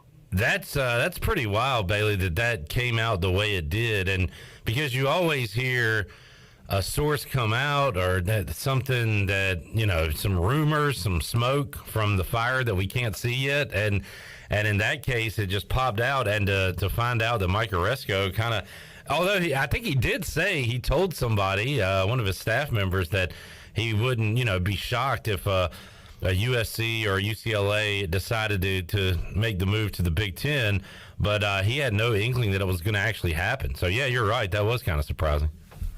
Yeah, and the whole thing, it goes back to the college football playoff. They were so close on expanding it, and then the Pac-12 and the ACC balked at it, which was, and I don't know all the specifics, but to me, at least from what I know, I just don't understand why they would do that. And then Pac-12 is suffering for it now. I think had it stayed the same, UCLA and USC may have still gone because the money's so big. But still, what you want is an avenue for your teams to get a chance to play for a national championship. And that's really what Mike Carrasco's fighting for. I thought it was interesting, too, when he talked about, It's not the Power 6 that he's been trying to get. Now it's the Power 2. I mean, it's the Big 2. And the rest, everybody else is trying to scramble. So that kind of puts some of those leagues that thought they were better than the rest of the leagues, you know, in the same boat. Yeah, Houston and UCF and Cincinnati making the move to the Big 12, and yeah, they'll probably make some more money and maybe get a little more exposure, but it's not the Big 12. It's not the big deal they thought they were going into when that move was announced. Right. I mean, it changes so quickly, and, you know, and I'm anxious to see when these new teams come in, how the scheduling's going to work, and it's just a shame that we've gone away from the rivalries and that kind of thing. I think that's what Terry Hahn brought to East Carolina when he came. He said, you know, we're going to play in this league with all these teams from all around the country. We've got to find some teams right here in our backyard that people will get excited about. And that's when East Carolina scheduled the Virginia Techs, the West Virginias, the Virginias, and that worked out great. And I think that John Gilbert's got kind of the same mindset. That's what you got to do. Yeah, and I love those games. And in fact, I was talking last week when the basketball schedule came out, Bailey. I'd love to say when I win the lottery, I'm going to create the Carolina Classics. It's a 2-day event in Charlotte, and it's going to be all teams from North Carolina and South Carolina battling out on the basketball court. I'd love to see that. And obviously in football, we want to see the same thing, playing the local teams, which I like this year's schedule with, of course, NC State coming to town is awesome, but Old Dominion, and we're going to see them quite a bit on the schedule.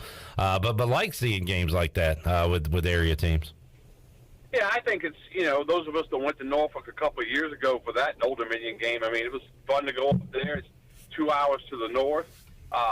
You know, and any of those games like that, Virginia would be a great, you know, trip to go to Charlottesville to play the Cavaliers. A great trip, and I still remember that Virginia game here, Bailey. That was one of my favorite games, to have the Cavaliers here in Greenville, and the Pirates whooped on them that day, and that was a fun day. Yeah, that was a fun day.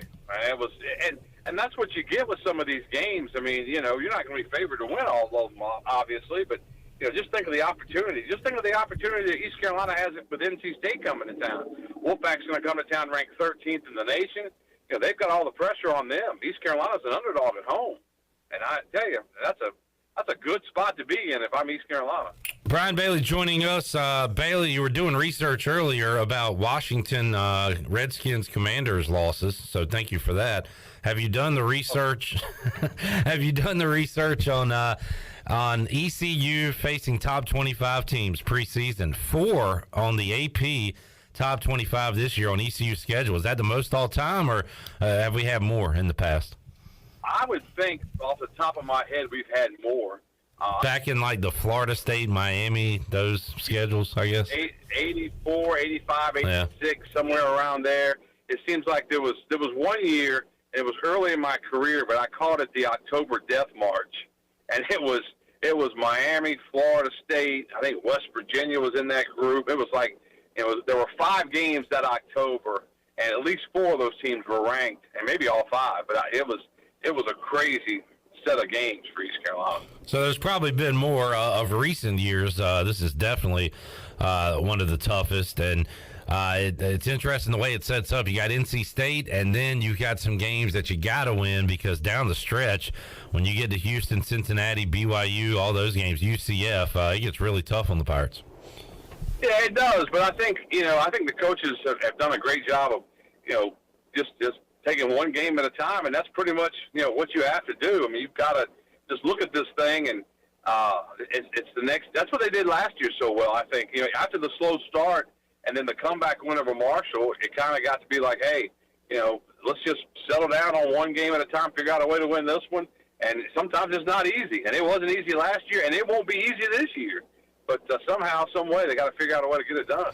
And, man, you had Skip Holtz on yesterday, and Skip had such a program develop here, the culture, where he just had the depth and guys you could count on, and it feels like Mike Houston is building to that. And, Bailey, I don't remember a positive, more optimistic fall camp than the one ECU's having right now. I mean, Mike Houston's pretty honest with us. He'll tell us if something's going wrong. He seems very pleased with the guys right now and how they're showing up to work. And in his first 3 years, he would come into that press conference and he would say, wow, we weren't very good today. Yeah. We got to get better here. We got to get better there. So he doesn't sugarcoat it. I mean, I think that this is a byproduct of having that experience. He likes this football team. And, like he said, I think in yesterday's press conference, we looked at the scrimmage, the first scrimmage. We looked at the tape. We're kind of correcting some things. And I expect us to be a very good-looking football team, this Saturday for our next scrimmage. And I think that's what we'll see. Brian Bailey joining us, and East Carolina, NC State coming up September 3rd. Excited for some NFL, too. What happened with all those penalties by the Cowboys the other night, Bailey? What's going on? Well, it's funny because I panicked like everybody, a Cowboy fan, and I'm like, come on, McCarthy, you got to get that right. And then somebody told me, they said, most of those penalties were committed by people that aren't going to be around in a couple of weeks. So, with that said, you have to find some discipline somewhere, and I don't want to go into another season where you're getting penalized left and right. I mean, they've got to figure that thing out. So, a little concerned about that. Other than that, I watched some of the games, and I really enjoy watching some of the games where you see some of the starters. Like the Panther game, I couldn't watch it live with the Commanders, but I had a chance to tape it, and I watched it on Sunday. And, the first half was kind of fun to watch. See Sam Darnold in there, to see Baker Mayfield in there. That's intriguing, that quarterback battle with Matt Rule. And, having worked with Matt Rule a little bit when he was at Temple and interviewed him a couple of times, I mean, I feel like that it's just I'm interested to see how all that plays out. Yeah, that was actually, for how preseason goes, an interesting game because Carson Wentz did play quite a bit. But then in the second half, you had Sam Howell and Matt Corral going back and forth, and Howell actually played quite well. Kenny Pickett, the rookie star of the weekend, and he hooked up with Tyler Snead a couple of times, Bailey, trying to make that Pittsburgh Steelers roster. And we've seen a lot of clips on Twitter of Snead making plays and was able to catch a couple balls and also get involved in the run game the other night. Yeah, and that's big for him because the more he can showcase his talent, the better chance he has. I don't know if he has a chance to make the 52-man roster, but I know that he's in a battle to at least make that practice squad, and that would be big for him. I mean, he gets on that practice squad, gets a chance to work with the team, gets paid pretty well for that first year, and I think that would be really good for him to get bigger, stronger, maybe faster, and see if he can hook on, because we all know he's a great talent, but we have a lot of great talent at East Carolina, but how many of those, with great talent can make it in the NFL? Not many. Yeah, right. And we heard from Skip Holtz yesterday on the Brian Bailey Show, won the inaugural USFL championship with the Birmingham Stallions. And Skip said he is in free agent mode right now. He's going to look and see who is cut by these NFL teams, and they're going to try to make their roster better for their next season. But that was kind of interesting when you brought up how Skip has been preparing for a season this time every year for how many ever years, and now he's like kicked back while everybody else is going full go. It's kind of strange. Yeah, and he's got a pretty good gig. He's going to go see Notre Dame play Ohio State in week 1. That's the game that we're all going to be enjoying after we finish the NC State East Carolina game on September 3rd. So, that'll be fun for him. And he's promised to come back to Greenville sometime, probably in October. So, hopefully we get a chance to get him out to the Pirate Radio tailgate and hang out a little bit. BB, looking forward to Touchdown Friday coming up this Friday. How many games do you hope Channel 9 has a camera on? What does the plan say for you this Friday, Bailey? How many games are you going to get to? Well, that's interesting you said that, because the initial plan that I sent out, we have enough people, we think, to go out and get 20 games on Friday night. Now, I don't think sitting here on Tuesday we'll get that many, because I think something's going to happen. We're trying to figure out if we have enough cameras, and we're trying to figure out if we have enough vehicles, and trying to figure out, make sure everybody can, do what they're supposed to do. But that's the plan right now, So I would say we'll at least get 15 to 16 and maybe closer to 20, and hopefully we'll get all 20. But like I've said before, I got some great help. Ken Watlington does a tremendous job. He's our main anchor. He doesn't have to do any of this stuff, but he likes football. He likes to help out. He likes to do it. Garrett, my number 2 guy, he does a tremendous job bouncing around, trying to get stuff. And he's done a great job working with some of the new people that we have and trying to help them with the cameras and trying to teach them, because it's a completely different thing. Most people can take their phone out and shoot a little bit of video, but with these cameras, you have to white balance. You have to make sure your iris is right and let enough light into the camera, and it's a whole different deal. So I've been really blessed and I'm blessed that the Channel 9 lets us go for 30 minutes on Friday nights. Week one, always special, always a good slate of games, Bailey. You're excited about every one of them, but any matchup in particular you're looking forward to this Friday to kick it off? Well, we got our game of the week is Rocky Mount Tarboro. We had thought about doing Jacksonville Southwest Onslow, but because of our scheduling deal, we decided to go with the Tarboro Rocky Mount game as our game of the week. And Rocky Mount beat Tarboro last year on Tarboro's way to the 1A state championship. We're going to use that one, and we're going to go with we do a rivalry game every week, and this first week we're going to showcase North Pitt and Riverside. And Riverside has Brian Pascal, who does a great job as their head coach, and, of course, C.J. Wilson at North Pitt. So it's kind of an intriguing matchup there. And those two teams used to play every year years ago, but they haven't as of late, but we're happy to see that rivalry renewed, and that'll be fun. And I guess the weather, Bailey, looks like it might be a nice Friday night for football. It's probably at least not too hot, right? Yeah, it's not supposed to be that hot. Now, the thing that scares us is the chance of thunderstorms was listed as 50%, but most days in August, it's about 50%. And so hopefully coaches won't panic and move them to Thursday, which is what we're hoping. But we haven't, as we sit here on Tuesday, we haven't heard of any games yet, but hopefully everybody will try to play on Friday. Bailey, good stuff. Looking forward to Friday night touchdown Friday. You can catch Brian Bailey and the crew there, WNCT Channel 9. He's also the host of the Brian Bailey Show. And you can hear Bailey before the game's coming up on Friday on the High School Huddle with Morgan Ehlers coming up at 6 o'clock. So, BB, appreciate your time. You got a million things to do today. Thank you for making time for us. We appreciate it. Yeah, I got you in there somewhere. It was fun. Thank you. All right, Brian Bailey joining us on the Pitt Electric live line. Pitt Electric. Your trusted electrical partner since 1981, Eastern North Carolina's premier electrical contractor for the past 40-plus years. Pitt Electric is hiring.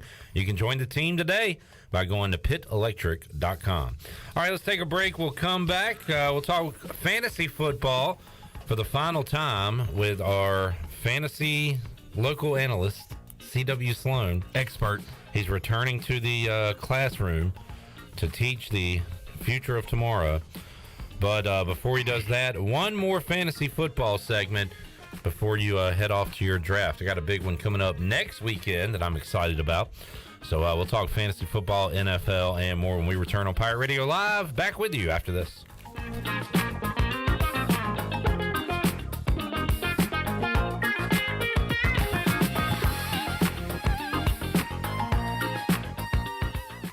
In studio with Jeff Stein from Brown & Wood. What's new, Jeff? For 2 years in a row, we've been voted #1 in Greenville, so we're super thankful. For 2022, we've decided to make it the year of the customer. We're taking more COVID health safety protocols with some personal test drives where, you don't have the salesperson riding along with the customer. It actually makes them a little bit more comfortable, and they can take a drive and kind of go where they want to go and drive it how they want to drive it. Brown & Wood, your #1 dealership in Greenville and the home of the lifetime powertrain warranty. If you have family coming over this summer, the last thing you need is sweaty relatives. Guarantee your air conditioning system is ready to keep everybody cool. Call Delcor. Buy a new train system and make no payments until 2023. It's hard to stop a train. With inflation and high gas prices, you don't need another payment. So buy this month and make no payments until 2023. Go to DelcorInc.com or call 252-321-8868. Delcor, the service professionals. Beauty Bar MediSpa wants to know if you are ready to fall into beauty. October 7th through the 14th. All services and products will be on sale. Botox, filler, painless laser hair removal, facials, RF microneedling, rejuvenating laser treatments to treat brown spots, wrinkles, texture, veins, and skin tightening. And now, the only facility in the area to offer non-surgical under-eye fat pad treatments. BeautyBarMediSpa.com, Red Banks Road, Greenville. Go Pirates! Hey Pirate Nation, this is Holton Ehlers, and when it comes to getting your family together, there's no better place than Familia, which is Italian for family. Familia is the place I like to bring my football family, especially my offensive linemen. Whether it's great New York style pizzas, homemade meatballs, lasagna, chicken parmesan, or delicious homemade desserts, Familia is a winning play every time. For dine-in or takeout, make Familia your go-to play when you have a hungry team. Familia on Fire Tower Road near Pitt Community College. Go Pirates! The Wood Ducks are back at Granger Stadium this upcoming week versus the Myrtle Beach Pelicans, August 16th through the 21st. Don't forget about Thirsty Thursday with Dollar Natural Lights. This weekend is ECU weekend. The first 1,000 fans on Friday will receive a co-branded ECU and Wood Ducks hat, and on Saturday, the first 1,000 fans will receive a co-branded shirt. Go online to get your tickets in advance at woodducksbaseball.com or at the box office the day of the game. Hope to see you at Granger Stadium. Go Woodies!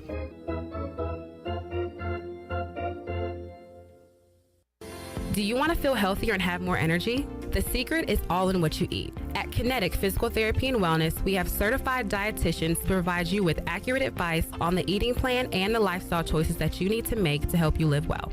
You need more than just an internet search to be able to get a plan that fits your unique needs. Your dietitian will customize an eating plan that is specific to your goals, your budget, and your lifestyle, while providing coaching along the way so you can live well. Sign up today at kptonline.com. At Jimmy John's, we don't make sandwiches. We make the sandwich of sandwiches. We use fresh veggies because we don't hate salads. We just feel bad for them. We make our sandwiches exactly how you want because you're the one who's eating it. And we bake bread all day, every day because stale bread isn't bread. It's croutons.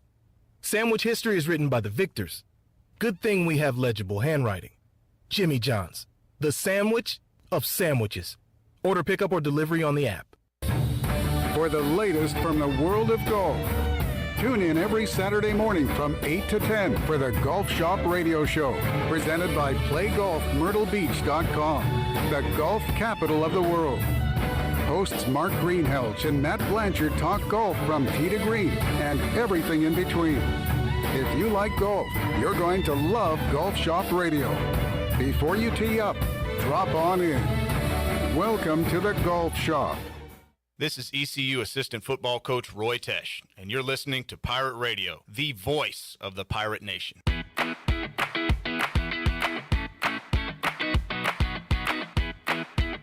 You're listening to Hour 2 of Pirate Radio Live. This hour of PRL is brought to you by First Bank. Together with our customers, we're creating a world where individuals and communities thrive. Visit the First Bank location on Arlington Boulevard in Greenville for all your personal and business banking needs. Now, back to the show. Welcome back. From sales to service, Greenville Auto World has all of your vehicle needs covered, and you can shop at all of their inventory now at greenvilleautoworld.net. If you're also looking for someone to service your vehicle, they have a full service and repair facility. They do brakes, oil changes, tires, inspections, and they can repair any kind of vehicle. Greenville Auto World across from Speedway at Bells Fort, and of course online at greenvilleautoworld.net. Thanks to Tim Sutton and Jim Rogers for their sponsorship of the program. Now let's head back in to PRL. Here's Clip. All right, back with you on a Tuesday edition of Pirate Radio Live. Bryce Williams is going to join us in Hour 3. We'll hear what Donnie Kirkpatrick had to say. He had a lot to say yesterday. So we'll hear some of that and more of Blake Harrell as well as we talk Pirate football. Right now, we will talk some fantasy football. Our buddy C.W. Sloan back in the Pirate Radio studios for the last time this fantasy preview season. And pull that mic up close to you so we can hear that lovely voice that you have. Hello. Thank you, sir. Welcome back. I don't know why I was so far away from you. CW respects the shield. He's wearing the NFL shield on his chest today. We're on my last day for the summer. I thought that would be appropriate, even though we're leading into the season, and this is my final show for the summer, but that's okay. We're gonna enjoy today's show. So I have a draft, a league I've been in for 20 plus years now, coming up next Saturday, and that'll be my last big draft of the year. What do you have still to go? I still have the same draft I've been doing, as you said, not quite 20 years, but it's pretty close. So I'd like to say kudos. Most of the guys in your league still there?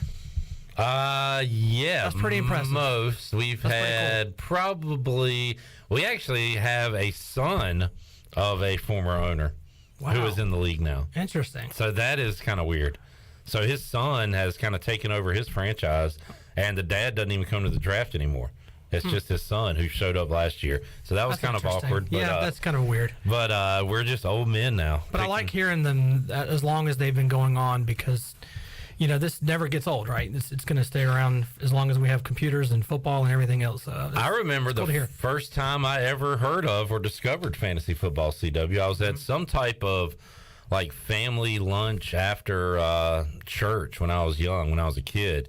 and we went over. It was somebody on my dad's side of the family, and these older guys, my uncles, whatever. I don't know how I was really even related to them, but they had their pieces of paper out, and they had pens.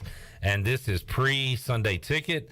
This is, I guess you got two games, CBS and NBC.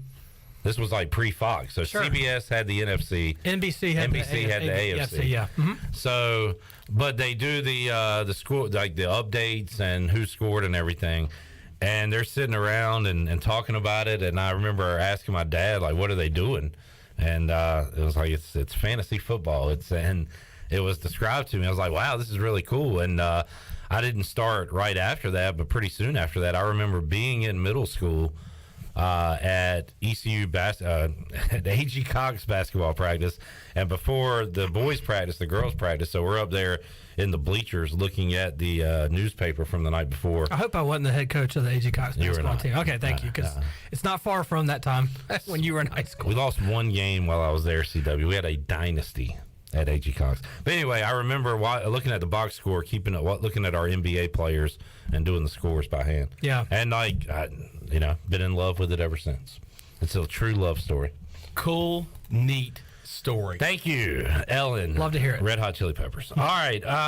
Today, CW said, hey, what do you want to talk about? I was like, I don't know.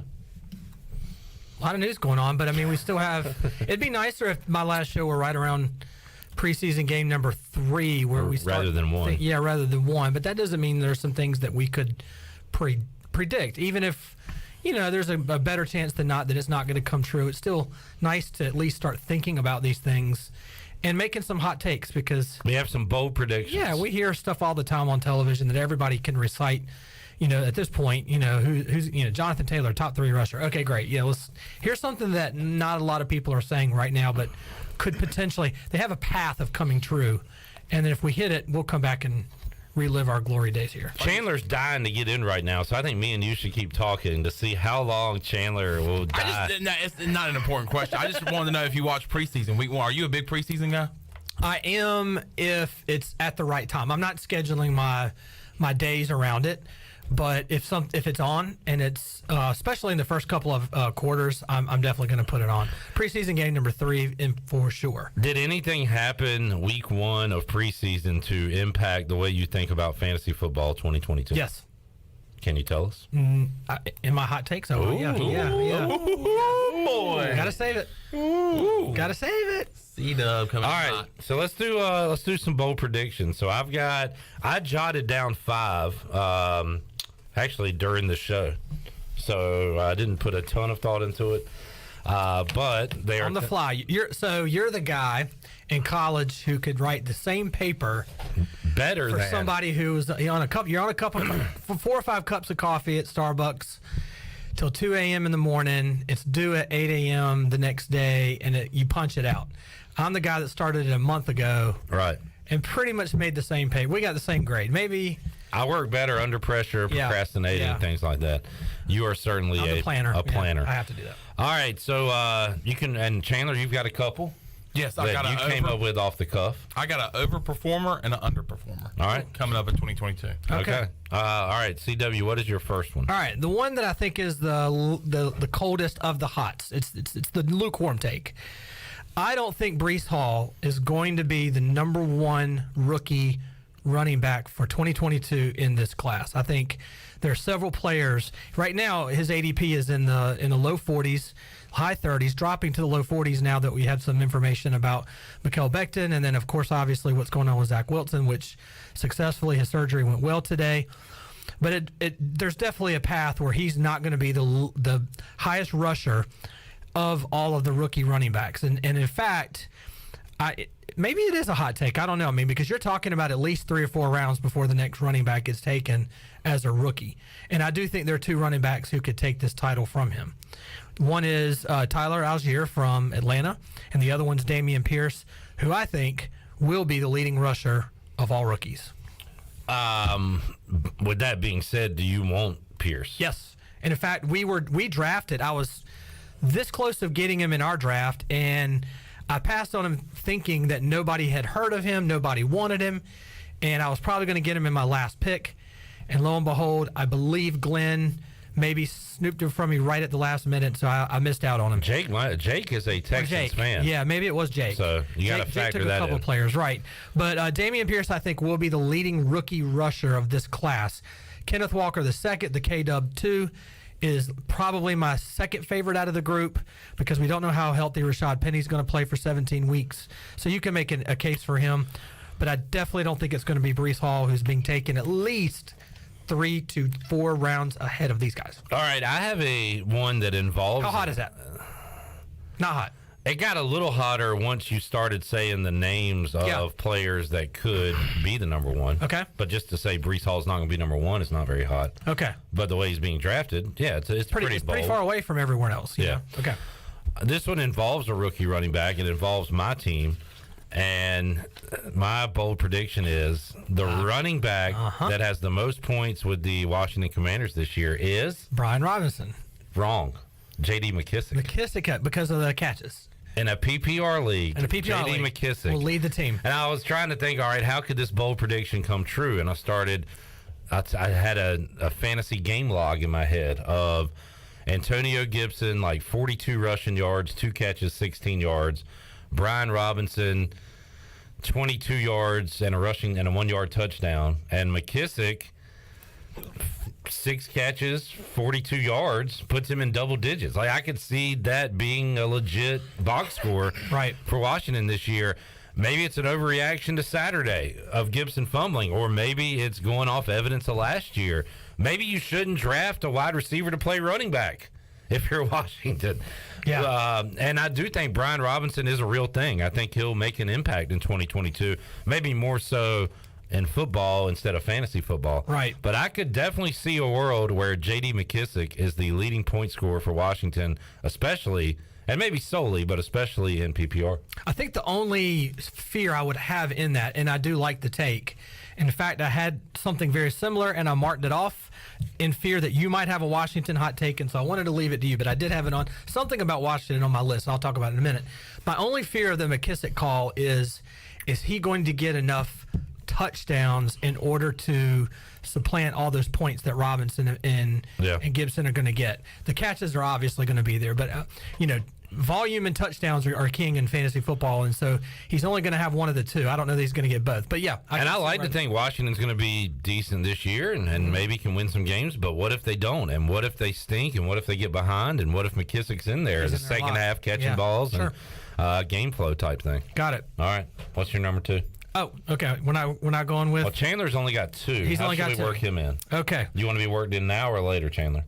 I mean, it don't matter. You can told me to think of exclamation point. He told me to think of one guy that is going to be overperforming or underperforming, but I have 2 guys, one for each. I'll stick in the NFC East. How about that? Since you came through with the NFC East. Okay, so I actually took away Antonio Gibson's take that I had, so I'm glad you took it. This is a little hotter than the one I had with Breece Hall. The Philadelphia Eagles have 2 running backs, Kenneth Gainwell, Miles Sanders. The Dallas Cowboys have 2 running backs, Ezekiel Elliott and Tony Pollard. I think both the backups are going to have more fantasy points than the starters this year. Chandler, what's that say? Pollard more points than Zeke. How about it, man? Can it be hot and bold if we both came up with the same one? 2 in a row, because I had Gibson down and crossed him off. But I thought, wow, 3 of the 4 NFC East running back starters are going to have fewer points than the starters. I actually firmly believe the other 2. Maybe a little bit more so than the Washington take.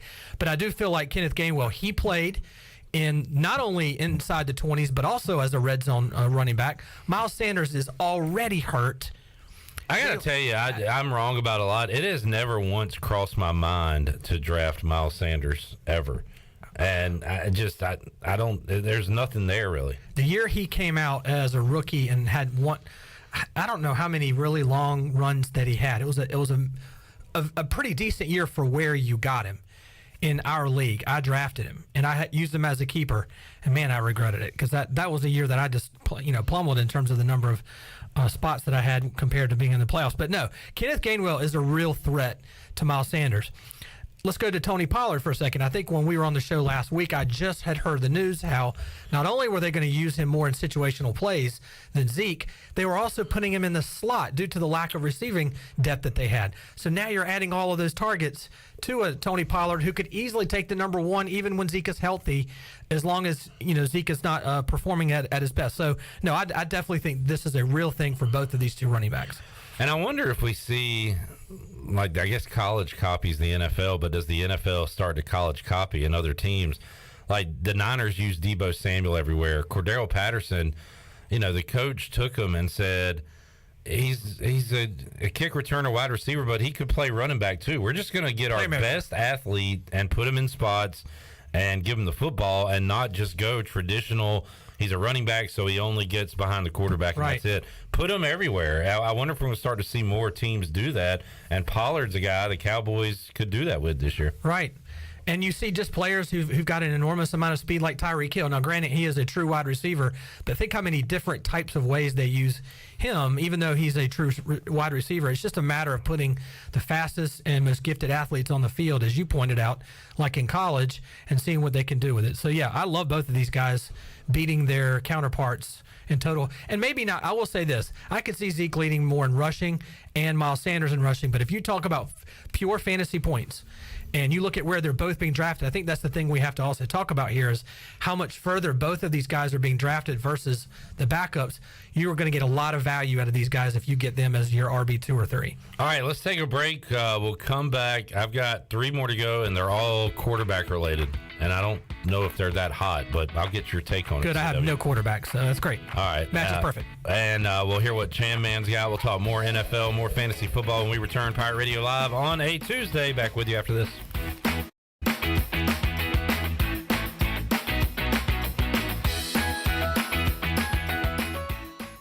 Love is never having to say you're sorry for your internet. Because with MetroNet, you get fast, reliable, 100% fiber speeds you'll love with unlimited data so you can stream, study, surf, and game on all your devices simultaneously. No lag times or buffering. MetroNet offers student deals. Get 100 megabit internet for just $39.95 a month. Switch to MetroNet today at metronet.com/switch. MetroNet. Love your internet.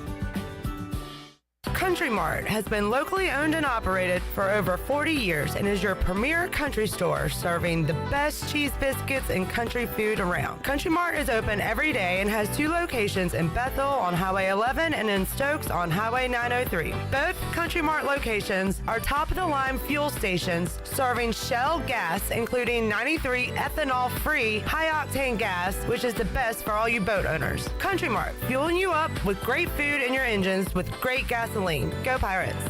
I'm Donald Stocks, owner of PIP Marketing Signs Print. We are your one-stop shop for just about anything printed. If we're not your go-to printer, please give us a call at 355-1636. We have over 80 5-star Google reviews and want you to be our next more than satisfied and well-pleased customer. Check us out at growatpip.com or stop in to see us at 3185 Mosley Drive in Greenville. PIP, where business goes to grow.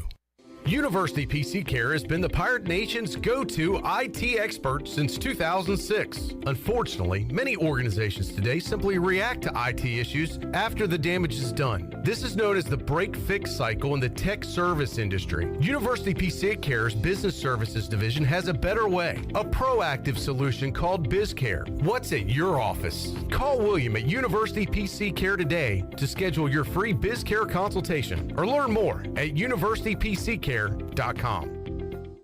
The Dickinson Avenue Public House is a lively and diverse restaurant in Greenville that utilizes fresh and local ingredients. With influences of Creole, Asian, and upscale Southern cuisine, the Dickinson Avenue Public House offers a seasonally rotating menu and a full-service bar with rotating craft brews on tap. Come to the intersection of 8th and Dickinson and enjoy $1 off drafts on Tuesday, half-price flights on Wednesday, half-price wine bottles on Thursday, and $1 oysters Tuesday through Friday from 5:30 to 7. For more details, check out their website at daphousенc.com.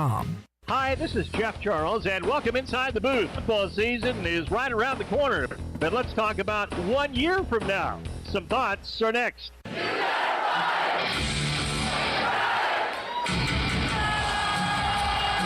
Party Party like a pirate on Thursday, September 1st at the Pirate Radio Football Kickoff Party featuring entertainment by America's favorite 1980s tribute band, The Breakfast Club. Tickets are available now at pr927fm.com for only $10. All ticket proceeds will be donated to charity. The Pirate Radio Football Kickoff Party is back. Get your tickets today at pr927fm.com.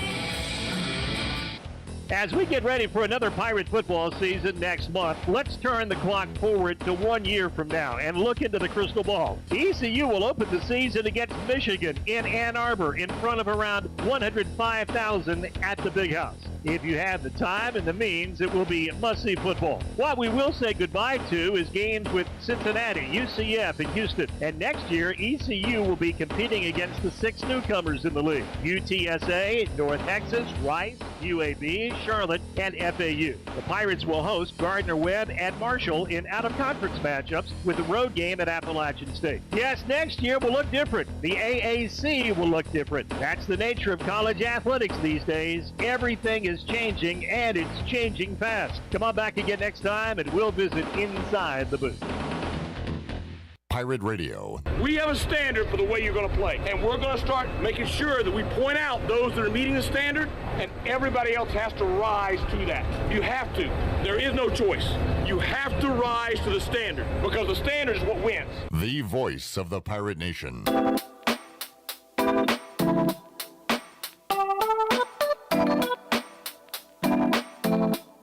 You're listening to Hour 2 of Pirate Radio Live. This hour of PRL is brought to you by First Bank. Together with our customers, we're creating a world where individuals and communities thrive. Visit the First Bank location on Arlington Boulevard in Greenville for all your personal and business banking needs. Now, back to the show. Welcome back for the latest breaking news, interesting stories, and awesome contests that can make you a winner. Be sure to follow Pirate Radio on our social media. You can follow us on Facebook, Twitter, and Instagram at PR927FM. Join the over 58,000 followers today.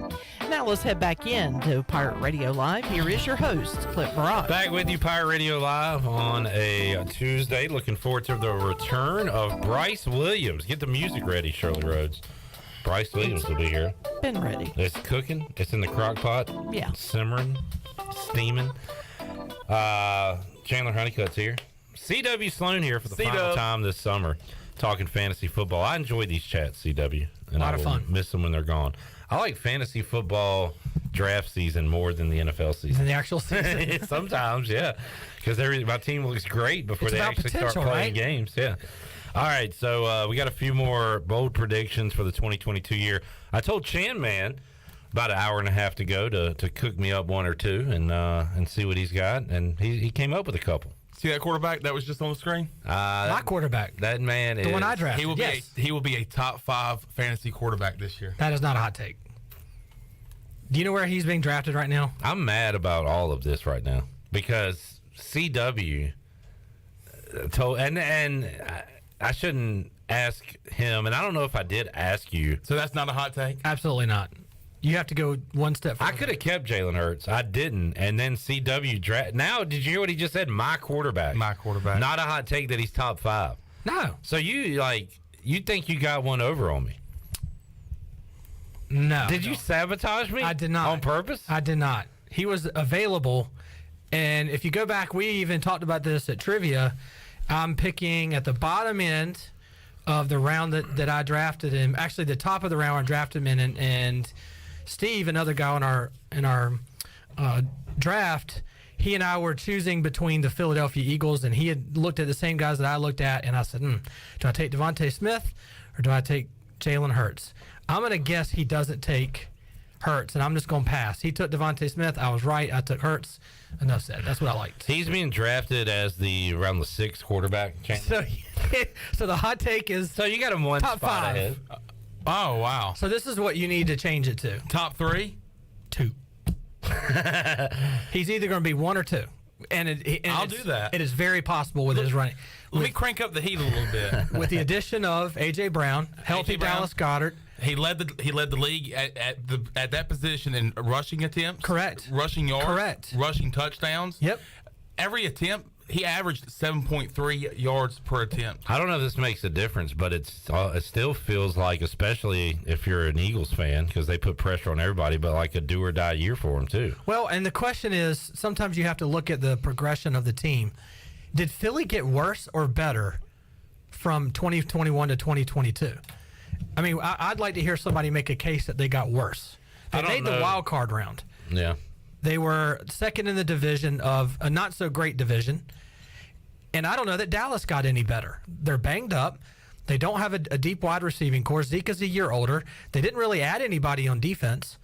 I said this a month ago. I do think the Philadelphia Eagles are going to win the NFC East.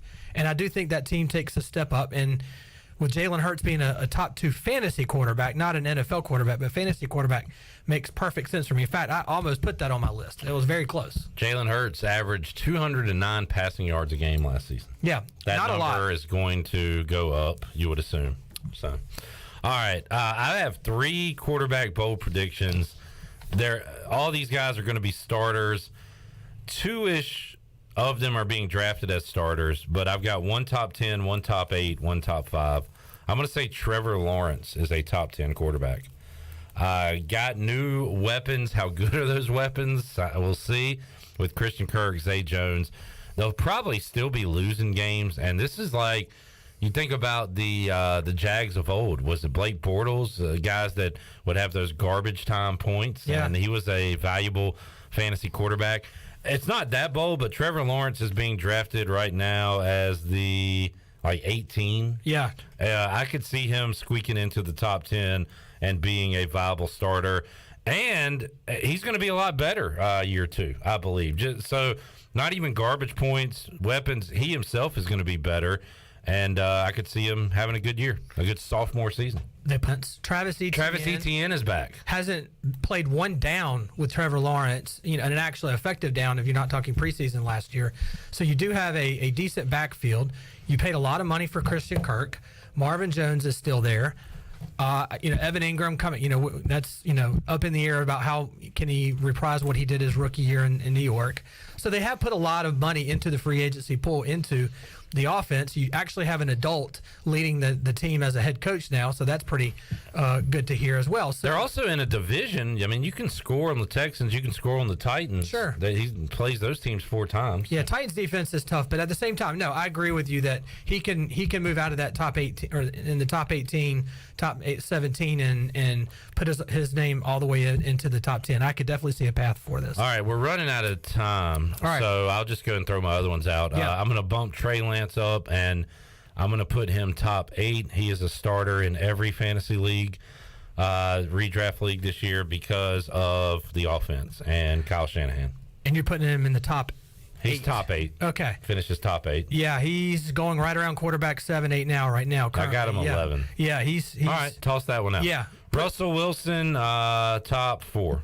Yes, that's doubling up where he's right now. That's great. That is also going to happen because of his weapons and an offensive-minded head coach and a good situation. And in a good those are mine. And in a good division where you're going to have to score a lot of points on all the teams. Some shootouts. Yeah.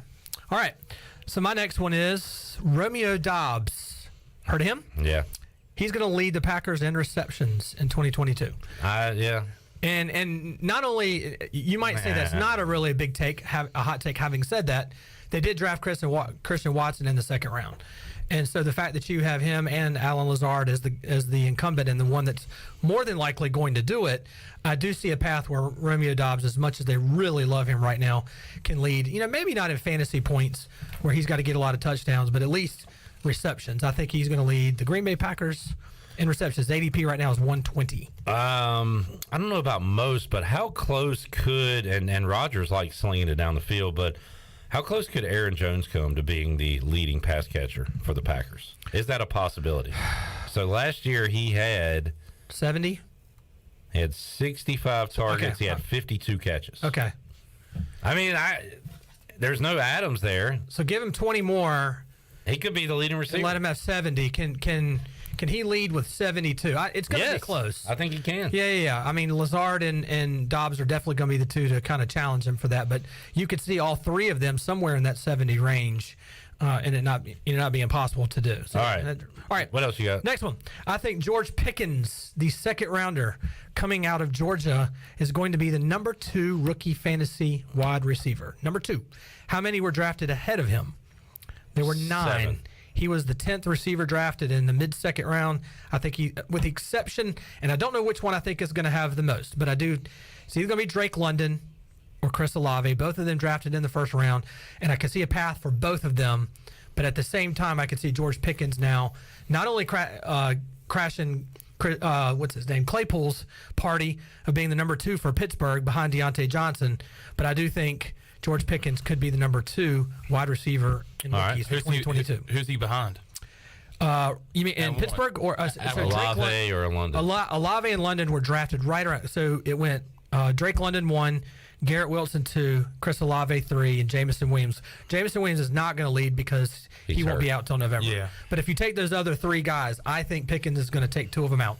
All right. I think he'll be 1 or 2. Chandler, what's your second one? I don't know. I get this might not be hot. Maybe it is. Javonte Williams would be the number 1 running back in fantasy.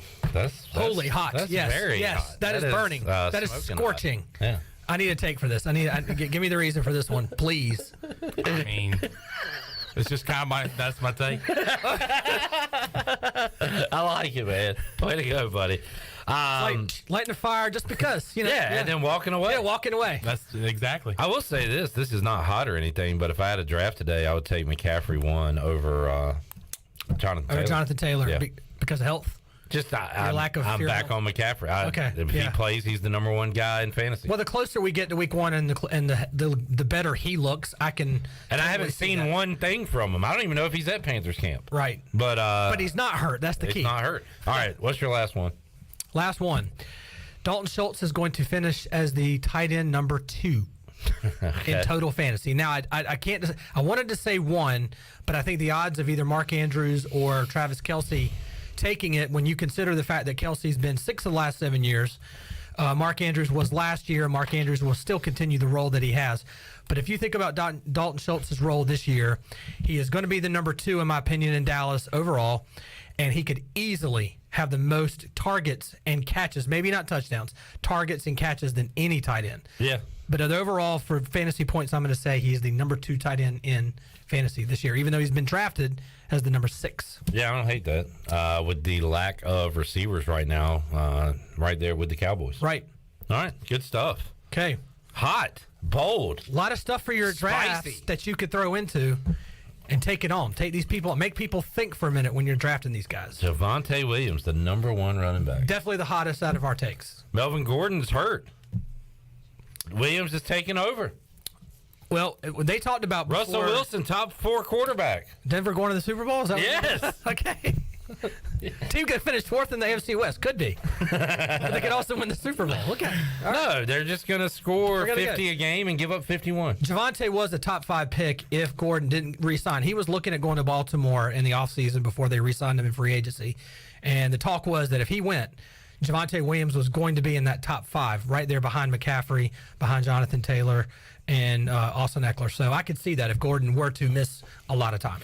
CW, thank you for hanging out this summer. We enjoyed it. Enjoy school. Thank you. We'll talk to you during the season, maybe via phone or something. We'll get you back on. Have a party at the man cave at my 80s cafe and watch some football. We still have a movie to watch. Which one is it? You didn't remember. Some 80s movie. Top Gun. Oh, that's right, Top Gun. Y'all better do it before the season starts. Cannot believe you have not seen the original. I know. And I'm Shirley's about to go crazy right now thinking that. Yeah, and she does not like that. Also, when they have that scene that I talked about that one day, you need to close your eyes. The beach volleyball? All right, Shirley's actually mad. He blew my mind. Are we talking about Top Gun here? Yes. So we were talking about the fact that in my man cave I have a bunch of 80s stuff, and Top Gun's one of my main posters, and he looked at me and was like, never seen it. Killed me. I'm sorry. I know. Dead inside. Yeah. That's like someone from the South looking at me and telling me they've never seen Steel Magnolias. That's like a rite of passage. What's that? Oh my. Well, I don't you're know. not the demographic, Yeah. really, so I can almost give you a pass on that. But any Southern woman who comes to me and tells me they've never seen Steel Magnolias, I got to look at you twice. I feel like as a kid that older people around me were either watching, especially women, Steel Magnolias or fried green tomatoes at all hours of every day. Those are the staples. I know that's not true, but that's just how I feel looking back. Not even close to which one's better, but I digress. I don't want to. That's a female, more of a female movie, so I get it. But that's why I'm going to give you guys a pass if you've never seen it, because it's not your demographic. It's not something that. But Top Gun, that is in your stinking wheelhouse. Chandler, that's like a Southern gentleman saying he's never watched Gone with the Wind. What's that? No, I have seen that. You have? Wow. Gone with the Wind? Yeah. I have. But I've invited him over to watch it on my big TV, big speaker, whenever he's ready. So. Oh, man. The first time. Surround sound? Yes. Yes. Oh, no, you have Fire to. the Jets, got it. I had a friend who spent like a really obscene amount of money on surround sound when it was the real big thing at the time.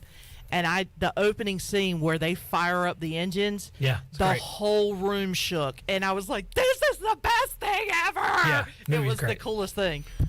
Top Gun talk. Y'all have fun on your date night. Get some popcorn. And CW, have a good school year. Thank you very much. Thank you for having me this summer, and I look forward to having another show sometime soon, hopefully, maybe on a Friday afternoon. Okay.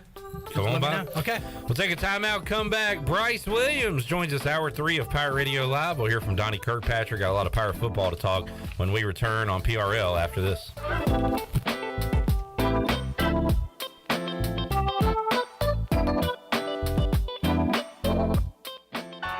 Flight by Yingling is the next generation of light beer. For those who don't follow trends, but craft them. Flight by Yingling is 12 ounces of uncompromised refreshment from America's oldest brewery.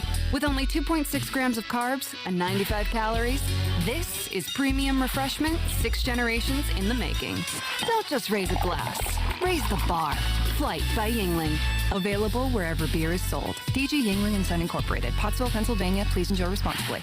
Pirate fans, the 2022 football season is going to be one for the record books. East Carolina is coming off a 7-win bowl season, and 2022 is shaping up to be even better. The Pirates need you to pack Dowdy-Ficklin Stadium this fall with a great home slate that includes in-state rival North Carolina State. The American Conference schedule features home games against UCF, Memphis, Houston, and Navy. Season tickets are on sale for as low as $125. Get your tickets today by visiting ECUPirates.com. Welcome to US Cellular, where new and current customers choose any phone they want for free. Free? Even the one with 5G and lots of storage? Free. And the one with the latest everything? Free. At US Cellular, any phone you see is free, whether you're a new or current customer. US Cellular, America's locally grown wireless. Terms apply. See uscellular.com for details. This is Brandon Tate, owner and operator of Atlantic Wireless, an authorized agent for US Cellular since 1997. Visit atlanticwireless.com to find the store near you. We go beyond the call. Last year, we found out that I had cancer. We were all super scared. Mom and Dad said they don't know what we would have done if Riley's Army hadn't been there for us. We invite you to join us on Saturday, August 27th at the Hilton Greenville for the Glow for Gold Gala, benefiting Riley's Army, presented by Grover Gaming. Tickets can be found at rileysarmy.com or by calling 252-481-4471. Riley's Army hopes that you never need them, but if you do, they'll be there for your family, just like they were for mine. Warren's Hot Dog Pizza, homemade lemonade. Hey, Pirate Nation, Warren's now has 2 locations, in Greenville across from Ron Ayers Motorsports and the Chocowinity location next to the fire department. Stop in today for hot dogs, pizza, subs, apple and peach turnovers, homemade lemonade, and breakfast in Chocowinity featuring homemade cheese, ham and chicken biscuits, plus sausage dogs and more. Warren's Hot Dogs. Want some? Get some. Go Pirates. Hello folks, this is Jamie Lane with Carolina Hardscapes and Mulch. We believe that making memories with your family and friends is what life is all about. If you have a dream of having a backyard patio, fireplace, pool, walkways, fire pits, or more, then Carolina Hardscapes is the place to call at 364-1201. You can stop by our outdoor showroom on Fire Tower Road across from Bostic's Oak Furniture. At Carolina Hardscapes, we look forward to making your backyard the place to be. Find us on the web at carolinahardscapesandmulch.com. East Carolina Chrysler Dodge Jeep in Greenville is happy to announce that their selection of inventory is back and bigger than ever. A huge amount of inventory was just delivered in the last few weeks, and there's more on the way. These vehicles are priced to sell. East Carolina Chrysler Dodge Jeep has so many trucks, you'll save up to $8,000 on select Ram 1500 crew cabs. That's right. As a part of the Make This the Summer event, you'll get $8,000 off on select Ram trucks. This is the most aggressive truck offer you'll find anywhere. East Carolina Chrysler Dodge Jeep needs to sell these trucks now, so they're priced to move. You'll also find a great selection of new Jeeps, but these vehicles won't last, so get over to East Carolina Chrysler Dodge Jeep this month. East Carolina Chrysler Dodge Jeep, Crossing Cracker Barrel in Greenville. Come see us. Offers do not include tax tags and $7.99 admin fee. Customers must qualify for all applicable rebates. See dealer for details.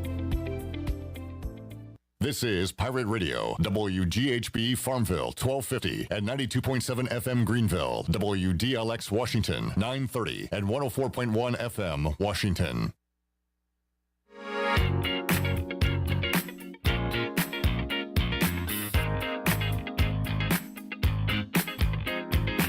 You're listening to Hour 3 of Pirate Radio Live. This hour of PRL is brought to you by Bud Light, reminding Pirate fans to stay in the game and drink responsibly. Bud Light, the official beer of the ECU Pirates, and proudly distributed by Carolina Eagle Distributing since 1989. Now, back to the show. Welcome back. At Angel Oak, they continue to make customer service a number one priority. A local mortgage advisor is the key to your transaction success.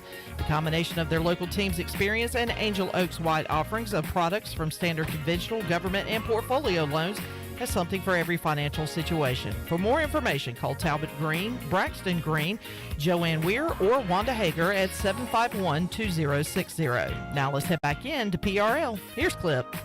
Back with you, Pirate Radio Live, and also back with you, former ECU tight end Bryce Williams. Crank it up, Shirley. Let's hear that music. Saw the light, I was baptized by the fire in your touch and the flame in your eyes.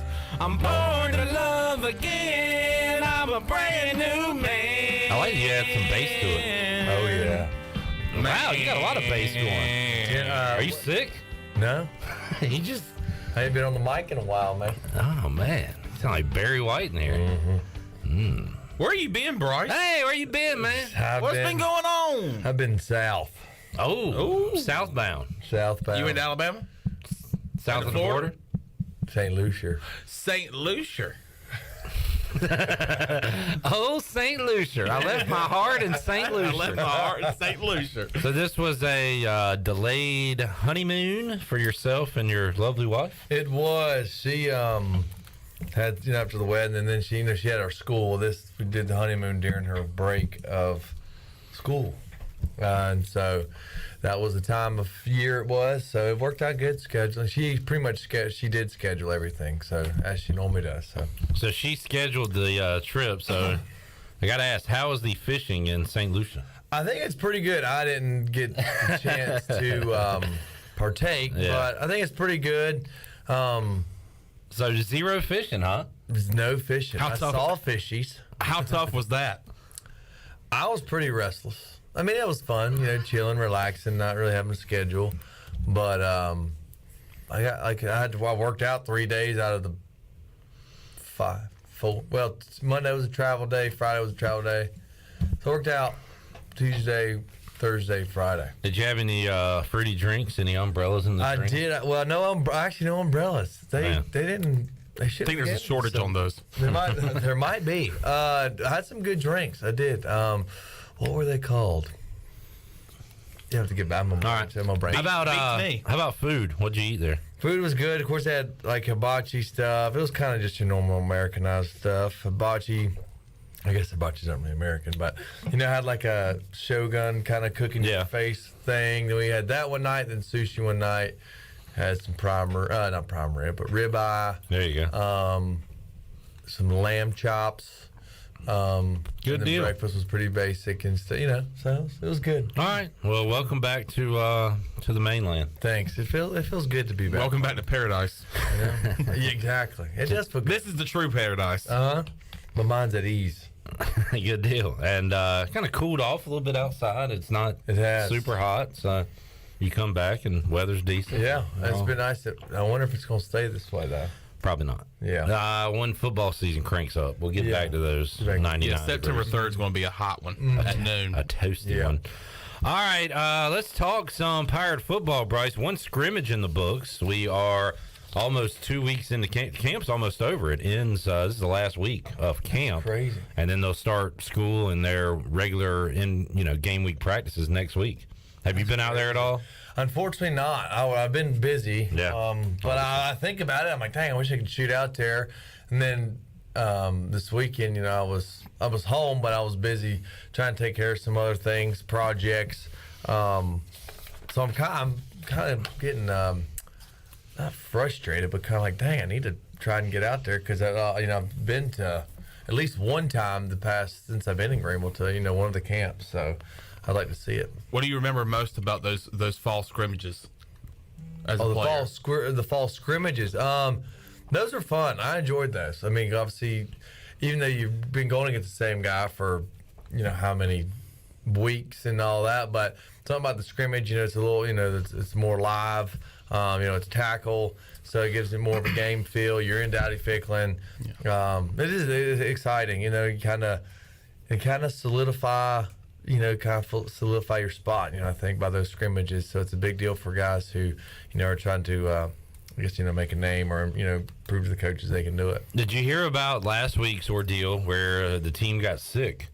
They had some kind of bug floating around. Could have been a food deal, like a food poisoning deal. Could have been something else, but Holt Nailers was laid out. We talked to some guys yesterday. So we talked to 7 guys yesterday. I think 2 out of the 7 were affected by it. Ryan Jones, maybe, or was it Jeremy Lewis? I can't remember. It was the other. But they had to cancel practice last Tuesday. They had part participation on Wednesday, and finally were able to get some pads on later in the week and get everybody back. So, wow. You ever experienced anything like that while you played? No, thankfully we did not. That would kind of throw your groove off, I would think, just a little bit, having no practices and then kind of a participation thing, and then I have to get jump started again. But thankfully, I never had to deal with that. Have you ever had food poisoning? I have. It is honestly probably bad, one time. Yeah. Okay. You don't have to say where you ate but have you ever had that food again? They gave it to you? Never that restaurant. It was back in Davidson County. So okay. It was at a wedding actually. Oh. So. Whoever came, I'm curious who all got sick at that wedding. All right. So, have you had that particular food again, though? I think so. What was it? It was like some kind of chicken. Yeah. It was some kind of bad chicken. Yeah, bad. Yeah. But yeah. We never really think about it when we're eating at restaurants, at home. This thing could really make me sick. It could. If you're an expert on the grill, though. That's right. It can really make you sick. That's right. All right, so back at practice now. Things still going good, it sounds like. Let's hear from Donnie Kirkpatrick as he talked about yesterday's practice. Shirley, let's hear cut 1. Boy, today was a good one. So you caught me on a good day. We had a really challenging practice today, and the kids responded to it after a scrimmage. They did have some time to rest Saturday night, a little bit Sunday. So that was good, but they don't always come back like that. Sometimes they come back more sluggish if you give them time off. Offensively, right now, we're pretty much like you normally are. We're inconsistent. We got some guys that are really playing well. Like in the scrimmage, Keith Mitchell was unbelievable. Raji Harris, he was a great player. Holt Nailers had the best scrimmage probably of his life, I thought. He had some drop balls, so statistically it may not have looked that way, but he was the best he had ever been. Isaiah Winstead had some really good plays. He did drop some balls, but he showed he's a go-to guy. Jalen Johnson showed he's a big-time player. He's a big-time player. He made some unbelievable plays. He blocked, which if you get a receiver to block like that is a good receiver, then you got something special there. Ryan Jones played probably his best scrimmage that he'd ever played. Bailey Malkovic definitely played the best he's ever played in the scrimmage. Noah Henderson did not play very much. a little bit. He had a little bit of a sore back, and it's camp, so we're being very protective of him. So we had a lot of guys that just did outstanding. Unfortunately, we had a lot of guys who made a lot of mistakes in there too, and that's what happens offensively. It just takes a little bit of time to get it going. Our first unit, I feel good about. The seconds, thirds, and we even got fours now, which is awesome. It got a little ugly, when some of that group's in there. Not to just slam them; their mothers will be mad, I guess, but they're not ready to play. Some of them are going to have to get ready to play, though. We got a lot of injuries at receiver. That would be probably the second group. Taji, Maceo, Tyler Savage, Kerry King. It's hard to have that many out and be very good. So it's just inconsistent. You just have to keep pushing ahead. Defensively, we're pretty good, I think. I think Coach would think that too. They do a lot of stuff, so it challenges those guys. It challenged Mason. Mason had some really good plays, but mentally they got him. They fooled him a couple of times like that. I got a really good battle going on for the third quarterback right now. Alex Flynn has come back, recommitted, and doing a great job. Had a really good practice today as well. So it's good. It's good when you got competition. Okay? Is that a long enough answer? Sure, Patrick. Very long-winded as always, and said some in there about blocking at receiver, and that I know that's very important. Dwayne Harris, one of the best, I think the best football player I've seen in an ECU uniform, but an elite blocker along with the other stuff he did. Hardy on the outside on those screens, and Bryce, how many times did Donnie talk to you about blocking and how important that was? I think that was an everyday occurrence. Yeah. During film study, where there's a game or practice, blocking downfield as receivers is so important, obviously, because you never know when a play's going to break, and if you're kind of not sleeping, but if you're lollygagging or whatever, if it's a run player, whatever it might be, or for a receiver on the opposite side of the field catches the ball and decides to cut it all the way back, like some of the guys typically did, and you're thinking the play's over or not coming your way, you will get an earful of not blocking, if you get caught not blocking. So it is a huge thing, and there's several situations we've had when I was playing, how much better that play was when a receiver was blocking 20, 25, 30 yards downfield. Yeah. And so it's very beneficial to have someone do that. Speaking of plays and your plays, I saw this and have not seen you since I saw it on Twitter. This is a coach. I don't know if he just posts random, creative solutions for cutting-edge coaches, offensive coordinator at a high school in Texas. But he showed the hide the tight end play, unbalanced formation, East Carolina taking on, is that North Carolina? North Carolina, yeah. And so the Pirates have a center, they have a right guard, a right tackle, they have a left guard, and playing left tackle on this play is Bryce Williams. Lined up there anyway. Two receivers at the bottom on the line. And so I guess it's a legal formation. Yeah. And so they snap the ball. Shane snap. Nobody is around Bryce Williams. You pop out of nowhere. So Bryce takes off from his position, which was on the line of scrimmage, and you've got linebackers rushing in. There's nobody around Bryce in the middle of the field. Catch. Let's see what you did. Oh! You hit the L1 on him there. A little sidestep. I know. Break it, and get downfield. I've been so close to that. So what was that play called in Lincoln's playbook? Genius. That's because I've never seen it. So where was that missing tackle on the left side? Was he lined up on the right side? No, I forgot how they did it. How I think a tackle coming. That was. Oh, that might have been Ike. yeah. He's lined up. Is Ike Harris out there as a receiver? Yeah. So that's right. He didn't make any substitution, but he would just. Yep, that's what it was. I remember Ike being out there. Do you remember practicing this and being what is this? I used to be like, H-E, I don't know if I can say. You were just ready to do it? Oh, dude, I tell you, Coach Riley had so many good things for me to pop out and be wide open. And as you're practicing that play during practice, you're just sitting there going, "Oh yeah, this is going to work."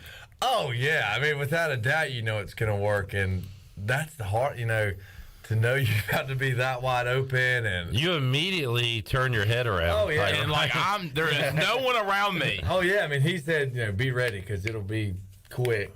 I wish I could score. I never scored against Carolina. Very frustrating. Came close, but I was like, whoop. This little move here, though, man, that's pretty. That was somehow I was able to get that move down pat. I guess the juke or whatever. Because I remember on one, it was actually on that side. If you were going towards the Murphy Center, it was like SMU. I think I feel like it was at least two guys. I just did a little, I guess, pass them. Swiped them out of the way. Swiped them out of the way. There's actually some pictures of it I got somewhere, but I know at least hit the two guys. But breaking ankles is Bryce Williams. Something about the peripherals. I didn't have as good a peripherals as I wish I did. But so this play, did y'all practice it that week, or had that been like something you practiced in the past? Do you remember how long you had this one in the arsenal waiting? It was. I think it was a fairly new deal that Coach Wright came up with. Just trying to go back in the memory bank. But yeah, I remember that being kind of a fresh play. I'm sitting here thinking of some other ones. Yeah. Did you have some that you practiced that you were excited about that you never got to run in the game, or did you run pretty much everything you practiced? Yeah. I think I ran pretty much everything when I did. I wish I could have ran the tight end screen a little more just to get a little more comfortable with that. I only ran that. I remember running that at UConn. I don't remember of anywhere else. Maybe one more time, but I wish we could have done that a few more times because I feel like if I would have got more comfortable with it and like which way the line's going and everything like that, then maybe I could have broke one for about 50. I used to love Washington running the tight end screen with Chris Cooley back in the day. It's just such a an easy play to run. How exciting it must be to be in the offensive meeting room with Lincoln Riley and him come up and say, all right, boys, we got a new play, knowing that it's probably going to be like one crazy play, about like that one. Yeah, I mean, it's when they come. I mean, there was at least a handful of plays that were directly to get me wide open, and it worked. Well, that one worked. Time. That one, of course, the Tulsa one where I scored twice. I did on the same play. I'm in the backfield and act like I'm blocking the linebacker. Just give him a little hesitation and slip and boom, dump pass. I probably scored on that a few times. Did that, and then of course just being split out and doing the fade in the back in the inline. So it was fun being part of that. Bryce Williams joining us today. Shirley, let's take a time out. We'll come back. Got a lot more Donnie Kirkpatrick to talk about. We'll go Pirate Radio Outdoors with Bryce Williams as well. It's all ahead on this Tuesday edition of Pirate Radio Live. We're back with you after this.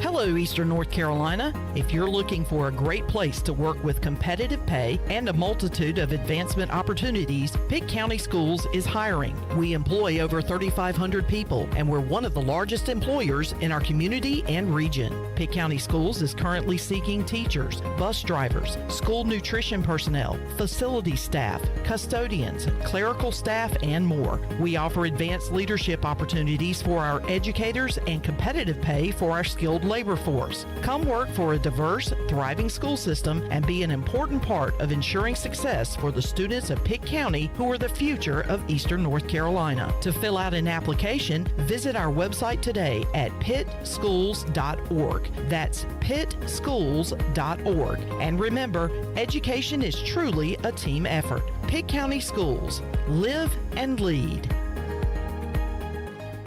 Your first stop for shopping is at Shimmer Boutique. This is Ashley from Shimmer. We are fully stocked with the latest apparel, shoes, and accessories and more. If you need gift ideas or some shopping therapy for yourself, stop by today. Looking for the hottest shoes on the market? Shimmer has the biggest selection of Hey Dudes anywhere. Shimmer has the newest Yeti products and colors. Want this year's most popular bag? Shimmer has a great selection of all your bog bag needs and accessories. Shimmer in Greenville, Winterville, and Jacksonville. Before you hit the road this travel season, be sure to get your tires inspected by the tire guys at Greenville Auto World. The Greenville Auto World service team sells all the top brands and economy tires if you need a new set. Need an oil change, state inspection, or AC repair? Greenville Auto World can work on any type of vehicle, and the monthly oil change special is only $29.99. Make an appointment now by calling 364-8730. For award-winning service, trust Greenville Auto World. This pepperoni was carefully placed by hand by a pizza maker at Papa John's. Just like this one, and that one over there. Ooh, and even these in the crust. Get yourself the new Epic Pepperoni Stuffed Crust Pizza, only at Papa John's. Hey, Pirate fans, the Papa John's Epic Stuffed Crust one-topping pizza is only $13.99 and is an MVP move for game day or any day. Place your order online at papajohns.com and sign up for Papa Rewards. Papa John's, the official pizza of the ECU Pirates. This is Dr. Josiah Duke from Orthopedics East and Sports Medicine Center. Our practice has been caring for the athletes at ECU and the residents of Eastern North Carolina for more than 35 years. Whether it's treatment for your sports injury or it's that time for a joint replacement, Orthopedics East provides the latest in operative and non-operative orthopedic care. We also offer on-site physical therapy and MRI services as well as walk-in urgent care on weekends from 10 a.m. to 2 p.m. Call us at 757-BONE or visit us online at orthoeast.com. Go Pirates! This is Braxton Green with Angel Oak Home Loans. If you're looking to purchase a home, it is still a great time, and being pre-qualified before you begin shopping is an advantage. At Angel Oak, we offer a wide variety of programs ranging from conventional, government, and portfolio loans that can fit most financial situations. To get started, contact our experienced team of Talbot Green, Joanne Weir, Wanda Hager, or myself, Braxton Green, at 751-2060. NMLS 1719250, Equal Housing Lender. This is Mark Washington with Max Sports Performance at Max Fitness. Our facility has reopened and is following all safety protocols. The best thing you can do to strengthen your immune system is, of course, to work out and exercise on a regular basis. I can assist you as your performance coach. You can also enjoy the benefits of a private facility. Avoid the crowds and work out at Max Fitness. Now is the time to get healthy. Max Fitness, just off Highway 43 in the old Ace Hardware building behind Speedway in Greenville. Call me, Mark Washington, 902-4877. This is Holt Nailers, and you're listening to Pirate Radio, the voice of the Pirate Nation.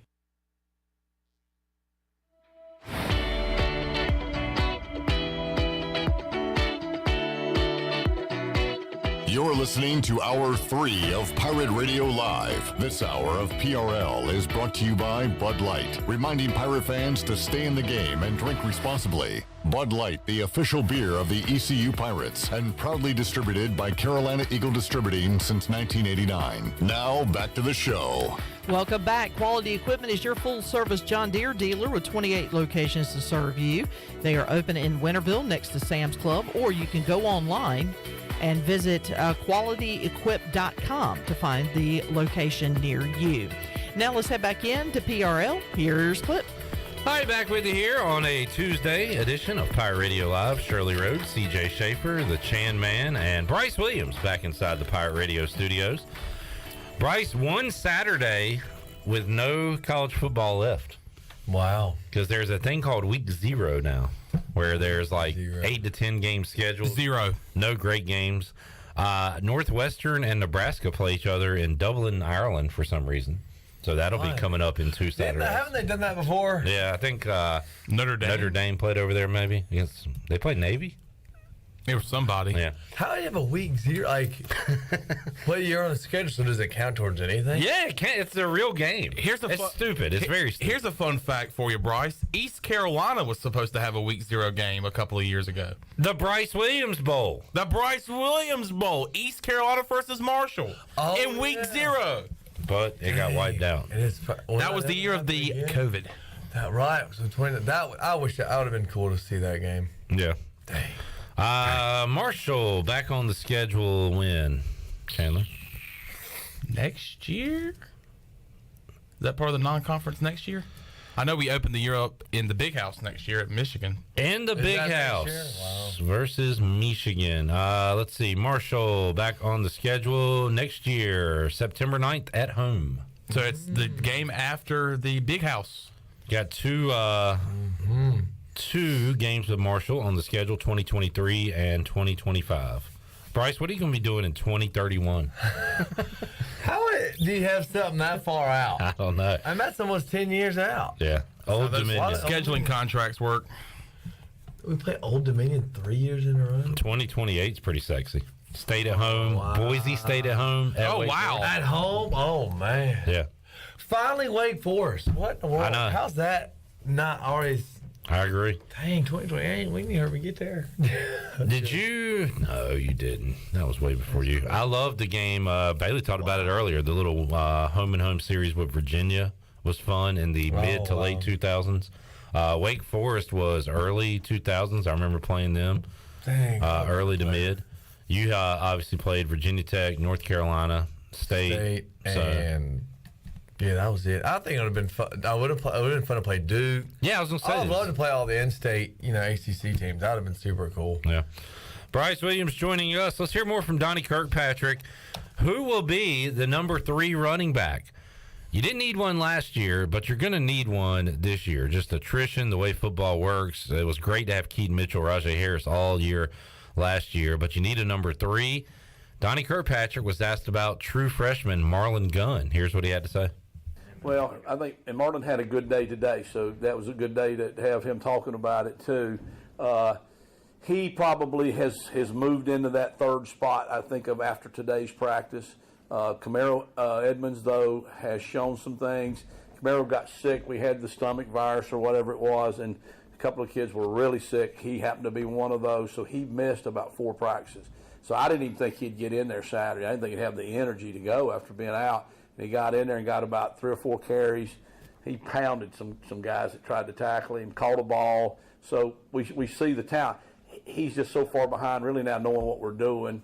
But Marlon's he's a big physical back that's got a little bit of a feel for what the blocking scheme is and knows how. And that's what Raji and Keaton do so well. I always swear Keaton ain't running fast. I always go but you ain't even running fast. But he is just so with the tempo of the blocking scheme. He knows how to set those blockers up.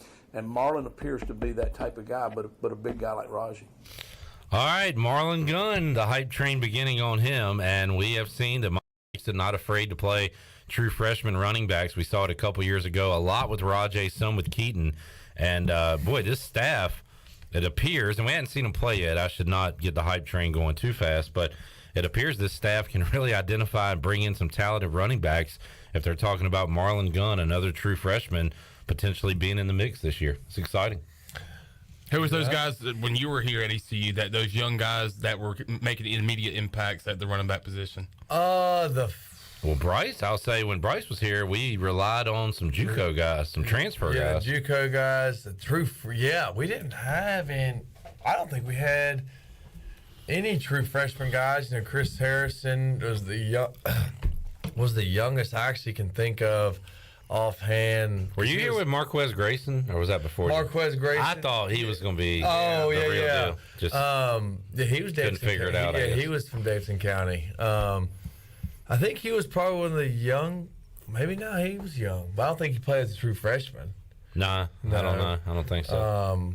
Yeah, I think it was really a bunch of our JUCO guys, Coop, Breon, and who were all? Those are about the only running backs that are coming to mind. Let's pull up an old roster. Chris Harris. I love an old roster. What year do you want to look at? Let's see. Let's look at 13. All right, ECU 2013. I love looking at old names. Me too. 13 and 12. So 2011 or 12 was the year where they had Zico Pursuit and the DB. Oh yeah, that might have been 12. I think it might have been 12. That was what's his name? What's the Torrance DB's Hunt. name? Yep, Torrance Hunt. Because he initially was running back, and then they moved him to DB. All right, running backs 2013. There's Kurt Benkert. Look at all these dudes. This says Marquez Sherrod Pond. Don't know him. You also have Michael Dobson, who went to Marquise Sherrod Pons. Who's that, Bryce? That sounds familiar. That's your teammate. There's no picture. I don't know. That sounds familiar, though. Of course, you got Coop. Of course, you got Chris Harrison. Corey was a strong back. Corey Hunter. Yeah, I remember him. Marquez Grayson. I thought he was going to be the man. Yeah. He was a freshman. Breon was on that team. Marcus Simmons. John Barnes Smith. Zico. Oh, yeah. Running back / tight end. Yeah, I remember Zico. Oh, yeah. Oh, yeah, John Barnes Smith. He had some biceps. But that was a whole lot of Coop that year. Yeah. And Harrison, Stephen Igo and I would talk every year about, all right, is this going to be the Chris Hairston breakout year? And it just never came. He had that good game against Towson. Yeah, he would always torch an FCS team. I would be like, this is it, man. He broke one off for about 50 yards in that game. I said, that's the guy right there. I said, that's it. And he was good. He was a solid player, just never. Because he got hurt the year before in the bowl game, the week of the bowl game. Yes, yeah. And Breon wore his jersey. No, Breon got hurt. And then Chris Hairston wore his jersey, but I was like, this is going to be the next guy up at the running back position. Breon got hurt in what bowl game? Before the Birmingham. Florida game? Birmingham. Okay. Oh, yeah. Tore his ACL. Who was our 2012 running back? Let's look it up. Let's go. That might have been the Zico. So what were you doing 2012? I was here. You were playing or? I was on the travel squad. Okay. I ended up getting moved up to travel squad probably a few games into the year because we did Thursday night football, and if you ball out. Oh, yeah. All right, running backs. We got Coop in his first year, I guess. Dang, Reggie. Hairston. I remember Reggie. Reggie Bullock. I remember Reggie. Michael Dobson. Hunter Furr. Oh, my gosh. Right. Transfer from North Carolina. Yeah. So there you go. Michael Dobson, they ended up moving him to safety real, or DB real soon. I got to tell you, not a ton at running back for this team. It was about receivers and quarterback. Because our receivers are obviously playing. That receiving core in 2012. We got out. Oh man, look at these names: Lance Ray, Reese Wiggins, Bodie, Bryce Williams, outside receiver. There we go. Wait, outside? Huh? Yeah. That's what you're listed at. Look at that hair. Look at that hair is long. Daquan Barnes, Jabril Solomon. Oh yeah, I remember him. Had some big plays. Brandon Bishop, big touchdown in the North Carolina game. I know. I remember that. Then Wayman. I remember Antonio Cannon. Worthy was there. Good time. Inside receiver, Quante Smyer. Also, Justin Hardy. Oh, yeah, Dwayne's brother, Derek Harris. Chris Casiola. Danny Webster. Yeah. Made some plays, but couldn't figure it out. Inside receiver, number 9,999, Calvin Easter. It's a heck of a number. Calvin was a short fella. Man, he was 5'8", listed at. Yeah. Justin Jones and Dante Sumter. I remember him. Yeah. So there you go. What a good little reminiscence. This is called Memory Lane with Bryce Williams. Memory Lane. All right. So that was Donnie Kirkpatrick talking about Marlon Gunn. Here's how the offensive line is looking according to Donnie Kirkpatrick. Cup 4, Shirley. Well, they're as grumpy as they can be. If you dealt with Shank, you'd think I should make more money dealing with Shank. No, the O-line is doing pretty well holding up. Noah, we're being very, very cautious with. I'd like to think we're being smart in that we're saying it's a long season.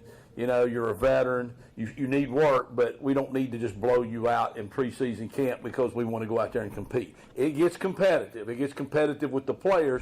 And the offense kids get mad at us sometimes like, coach, whatever. And I'm like, but that's not who we play.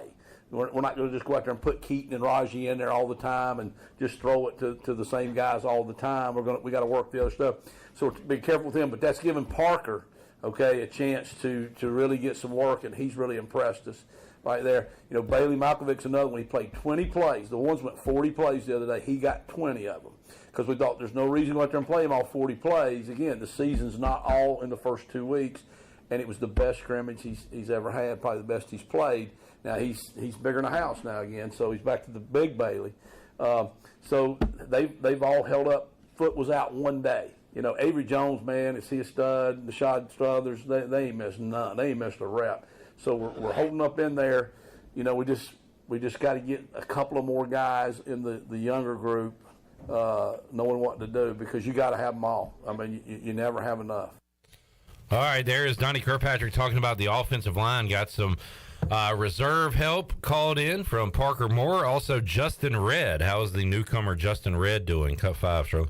Well, Justin Redd is the other part of that. That's why we could play Bailey Malkovic 20 plays, is because what we did with Justin Redd was we started him at guard, and then we moved him out to tackle, and he's done outstanding. Now, he would have graded extremely well in the scrimmage. He had 3 mental errors where he just, he blew an assignment there because he's been here 2 weeks. He didn't have spring ball or anything like that.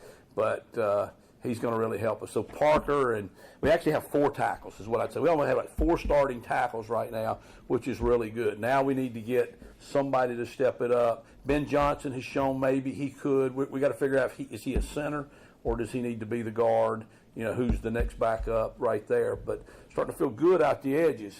Now we got to get a little better on the inside with depth-wise. All right, Donnie Kirkpatrick there. We'll hear what he had to say about Isaiah Winstead, also the chemistry between Holton Ahlers and the wide receivers, and an update on C.J. Johnson. We'll hear that and have more Bryce Williams for you when we return on Pirate Radio Live here on a Tuesday. We're back with you after this.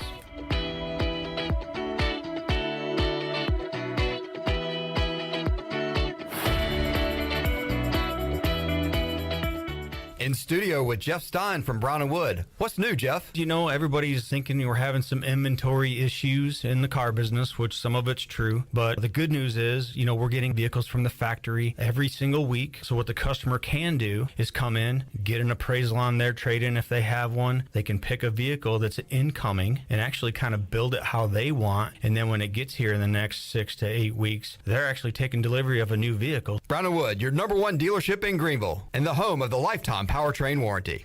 Do you need custom t-shirts, apparel, or promotional items for your business, organization, or event? Keep it local. Print it local with University Sportswear. UniversitySportswearENC.com is your one-stop shop for all promotional products for your business. With over 1 million items to shop from, UniversitySportswearENC.com offers high-quality products at prices to fit any budget. Visit UniversitySportswearENC.com for contact information and to get shopping. UniversitySportswearENC.com, the official sportswear provider of Pirate Radio.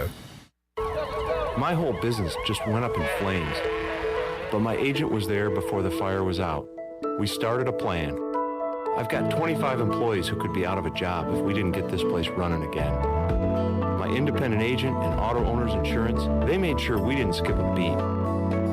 We didn't miss a single payroll. That's incredible. For whatever lies ahead, we're always there. This is Brian Smith with Town Insurance in Greenville. Call me today at 756-8300. Go Pirates! You've worked hard to make your business successful, and that's why it's really important to always have a bank that's in your corner when you need them. This is Chris Richards from First Bank, and our experienced team of local bankers includes Lee Watson, Ashley Capps, Bonner Latham, Josh Hooten, and Heath Nisbet. To get the business services that are right for your business, come and see one of our experienced team members at First Bank on Arlington Boulevard in Greenville. First Bank, together with our customers, we're creating a world where individuals and communities thrive. Member FDIC. Winslow's is now Fifth Street Hardware Restaurant and Tap Room. With a brand new look, Fifth Street Hardware also has a new menu and serving lunch and dinner every Tuesday through Sunday and brunch starting at 10:30 on Sundays. What else is new? Well, they have poker every Tuesday night, Trivia Wednesday with DJ Captain Morgan, and on Friday and Saturday nights they have live music open till 2 a.m. serving light appetizers all night long. New look, new name, same location on Fifth Street. Follow them on Facebook and Instagram for more specials. Fifth Street Hardware Restaurant and Tap Room. Ahoy there, mateys! It's Captain Jack Spare of R&R Tire Express, your local tire and wheel shop in Greenville, offering affordable, easy payment options for easy ownership, savvy? Our customers love our treasure of tires and wheels, easy payment options, and customer care package, too. To learn more about R&R, stop by 3920 US 264 or rnrtires.com. It's Bostic Sugg Furniture's Midsummer's Dream Event. Beautiful furniture at unbelievable low prices. Store-wide savings on beautiful looks for your home. Bonus savings of 25% off accessories, plus 6 months special financing. We have hundreds of top name brands in stock and ready for immediate delivery. Enjoy sweet dreams on a new mattress with 48 months special financing with no minimum purchase during the Midsummer's Dream Event. On now at Bostic Sugg Furniture. Before anyone walks into your business, the outside is what they see. Make sure your first impression is a good impression with the right curb appeal. Hi, this is Daniel Andrews from Dan Andrews Lawn Service. We specialize in making your business look great. Let us handle all your professional landscaping needs. We do it all so you don't ever have to worry. Residential services are also available. Call us today at 717-8006 and we'll come out and give you a free quote. Taking care of your landscaping needs is all we do, and we've been doing it for over 20 years. You can trust our reliable team at Dan Andrews Lawn Service, covering all of Eastern North Carolina.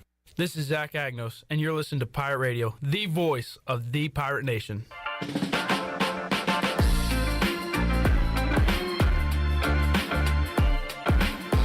You're listening to Hour 3 of Pirate Radio Live. This hour of PRL is brought to you by Bud Light, reminding Pirate fans to stay in the game and drink responsibly. Bud Light, the official beer of the ECU Pirates, and proudly distributed by Carolina Eagle Distributing since 1989. Now, back to the show. Welcome back. Do you want to get rid of wrinkles, tighten and lift your skin, smooth your skin texture, erase veins and brown spots, and get rid of unwanted hair? Are you interested in Botox or filler? Contact the licensed professionals at Beauty Bar Medi-Spa on Red Banks Road in Greenville. Free consultations are available by calling 752-1406 or visiting beautybarmedispa.com. Enjoy your visit. Love your transformation. Now let's head back in to Pirate Radio Live. Here is your host, Clip Brock. I mean, we're watching internet videos. We're back. Shirley, sorry. A big slip and slide. That'd be fun. This dude is at a water park and he's doing like Olympic level dives with no splash. It's crazy. Crazy, folks. You gotta see it. You gotta see it. Gotta see it. All right. Welcome back to the show. Welcome back to Bryce Williams, who is here, and still got a few more Donnie Kirkpatrick cuts to get to. Isaiah Winstead, Bryce, I think you're going to like him. I think we're all going to like him.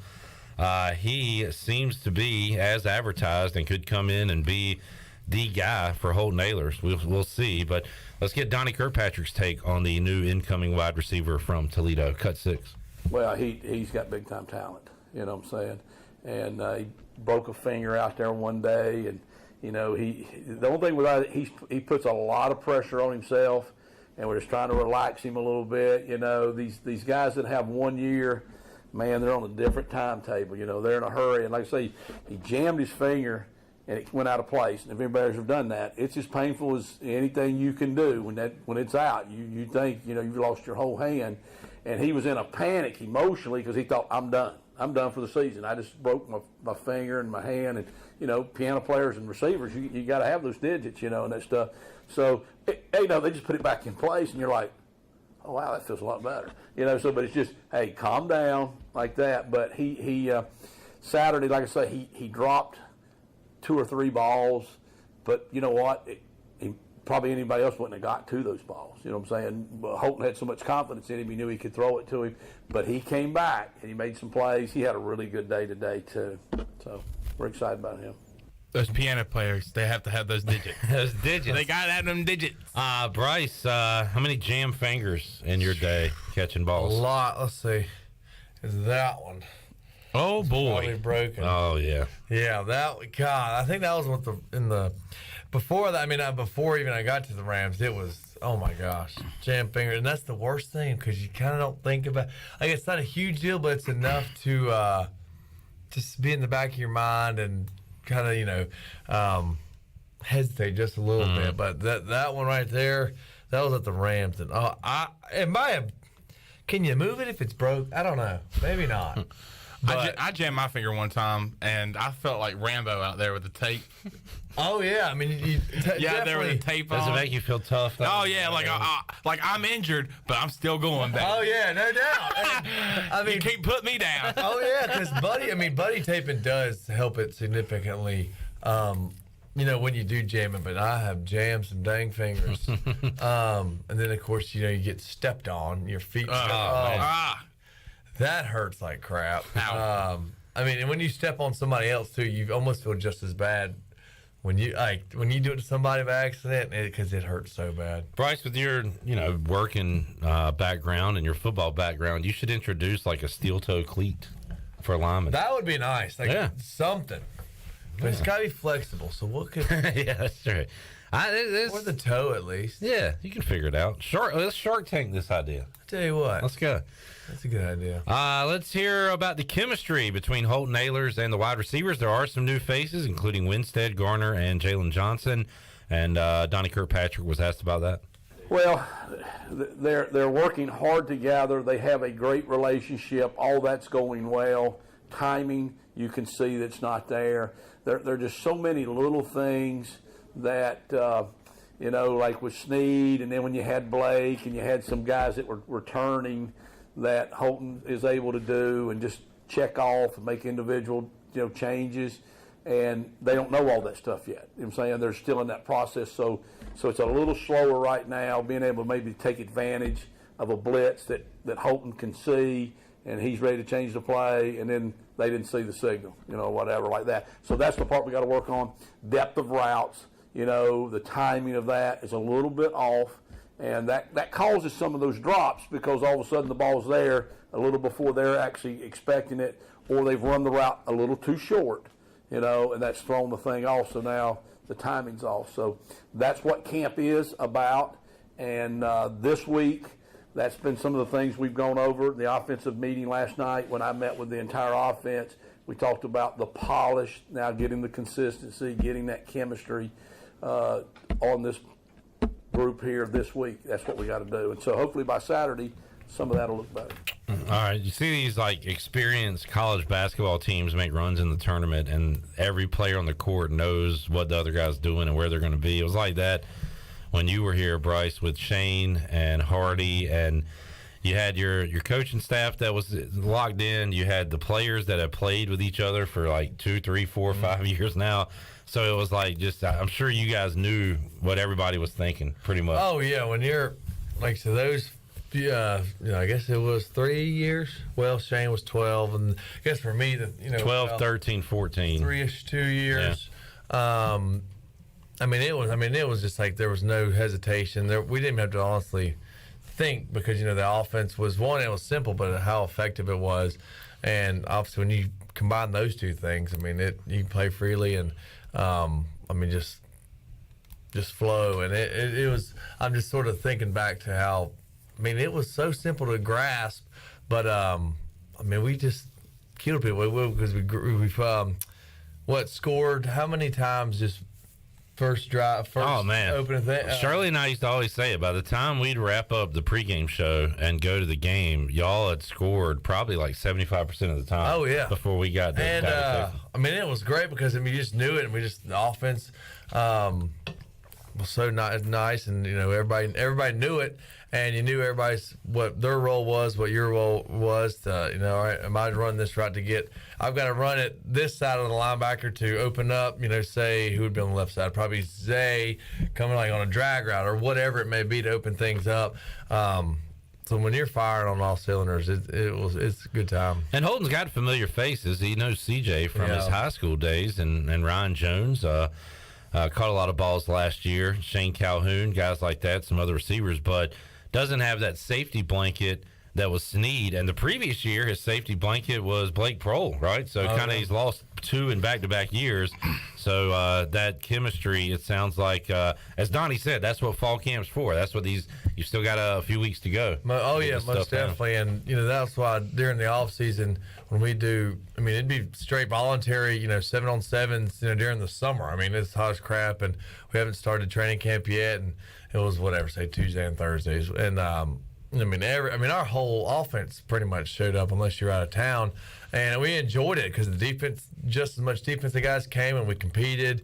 It was a great time. And then Coach K talking about route depth, how important that is. If you're off almost by a yard, too short by a yard, or even too far by a yard, it can throw the quarterback's progression off so much, and then the play can not really go to shambles. But if it does go to shambles, and you get the scramble drill, then you can sort of bounce back from that. And this was one thing obviously we worked on. We literally was a series, period in practice. We would work on scramble drills. It was kind of fun when you would scramble in the middle of a game or practice because there's no telling what could happen. And that is something we don't think about watching football. I saw it this past week, I guess. Ron Rivera was pointing out a play in the Washington game where De'Ami Brown, who's a young, talented receiver, but he said he rounded off his route too much, I guess. Yeah. And it affected the entire play. And that is not something I'm looking at all, right. With the play. So. Yeah, it's, which maybe this may be more for, well, I guess it could be for the play, if you round off, say, a dig route and, don't cut it square, it allows that, defensive guy to cut under you. And, obviously especially if you're drifting upfield, it's throwing the quarterback's pass off and allows that person, defensive guy to undercut you. So it's pretty technical out there. A lot more technical than we think when we're watching these guys just bash each other. Yeah, and don't miss the hot route, by the way. Hot route. Yeah, because that's obviously if someone's coming off your side, and if you're not looking. You never got hit in the head with a ball or not looking, right? No, not. Well, I got hit in the face in the comp. But yeah, hot routes. But big stuff can come off hot routes and big plays. Was it that drill where you have to catch one ball? Yeah, and then have to turn around and catch the other? Shoot! Oh, tried to cut up field too soon. Pop! I was like, whoops. That's not good. All right, one more. Let's hear Donnie K talk about C.J. Johnson. Yeah, I probably purposely didn't say C.J. in that. You got your thing there. CJ had a really good scrimmage. CJ's effort has been the best it's ever been. The focus has been the best. He's been the best he's been, no doubt, since I've been here, which is since he's been here. And so we're leaning. He's trending in the right direction right now. We're just going to not oversell that right now. But he had a couple big time plays, and he's playing really unselfish. He's become a good blocker, which he should have been. You know what I'm saying? I try to tell those guys that the scouts would come in, and the thing they loved about, I know it's hard not for me, not always want to talk about Justin Hardy, go to my happy place, but they'd say he leads the nation in catches or whatever, and he's the best blocker I've ever seen. So he was going to get drafted. You know what I'm saying? Now, he wasn't a 6'2", 4'4" guy, but everybody wanted him. I mean, that Dwayne Harris, those guys, now CJ's doing that. Jalen Johnson does that. He came from Georgia. They probably had to block there a little bit, you know what I'm saying? They probably made him, so he comes from being used to doing that. All right. I could hear Donnie just talk all day. It might give you bad flashbacks at times. It just depends. But, man, he can spin a yarn, as they say. Yeah. All right, CJ, looking good, but you got to prove it on the field, right, Bryce? Most definitely. Be there in September. Like you said, it's kind of like a new broom sweeps clean. He's kind of having to restart. I guess, back with the team. You like that, Chandler? I like that. Yeah. I like that. You like that? So, we'll see. I mean, I would think he's learned his lessons. I sure hope so. Cause when they take it away from you, and that goes for anything, you really appreciate it. You miss it. You dang right. All right, we'll take our final break. Come back. You're ready to wrap up today's edition of Pirate Radio Live. We're back with you after this.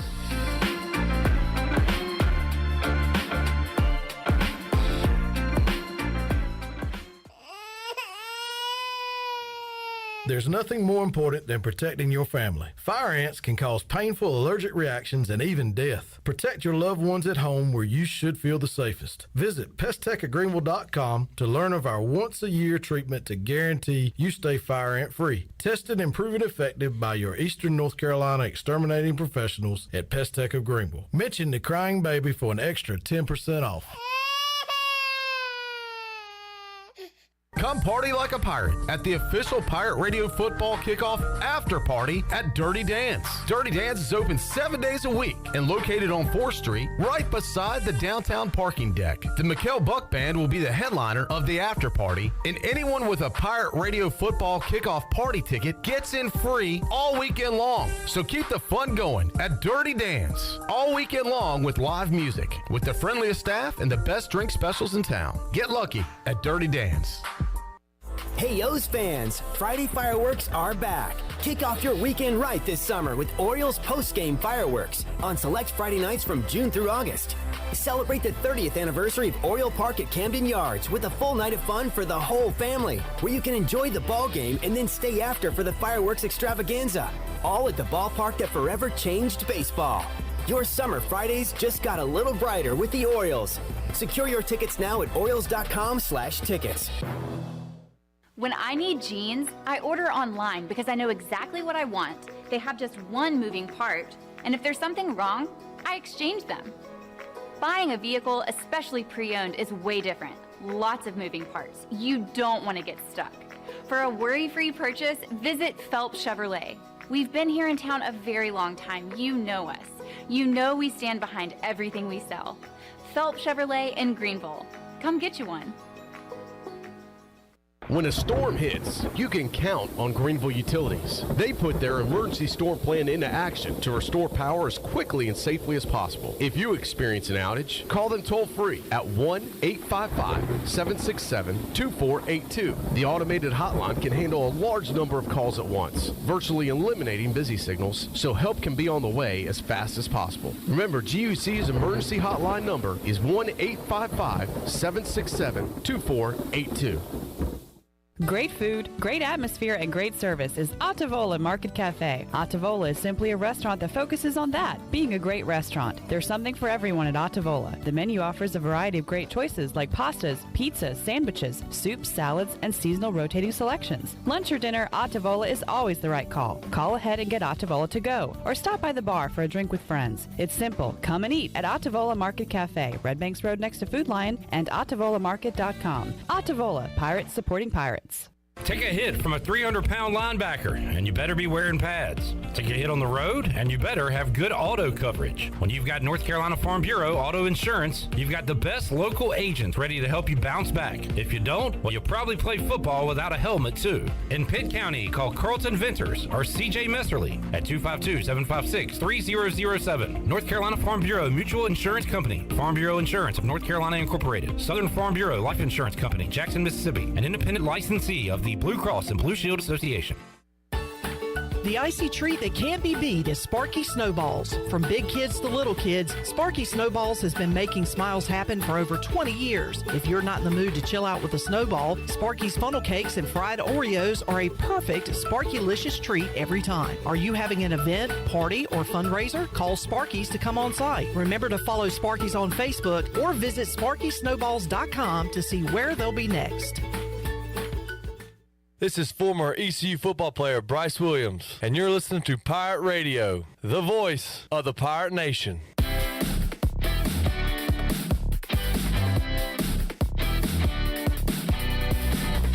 You're listening to Hour 3 of Pirate Radio Live. This hour of PRL is brought to you by Bud Light, reminding Pirate fans to stay in the game and drink responsibly. Bud Light, the official beer of the ECU Pirates, and proudly distributed by Carolina Eagle Distributing since 1989. Now, back to the show. Welcome back. Taking a quick look at your stock market report. The Dow was up 239 points at 34,152. The NASDAQ was down 25 at 13,102.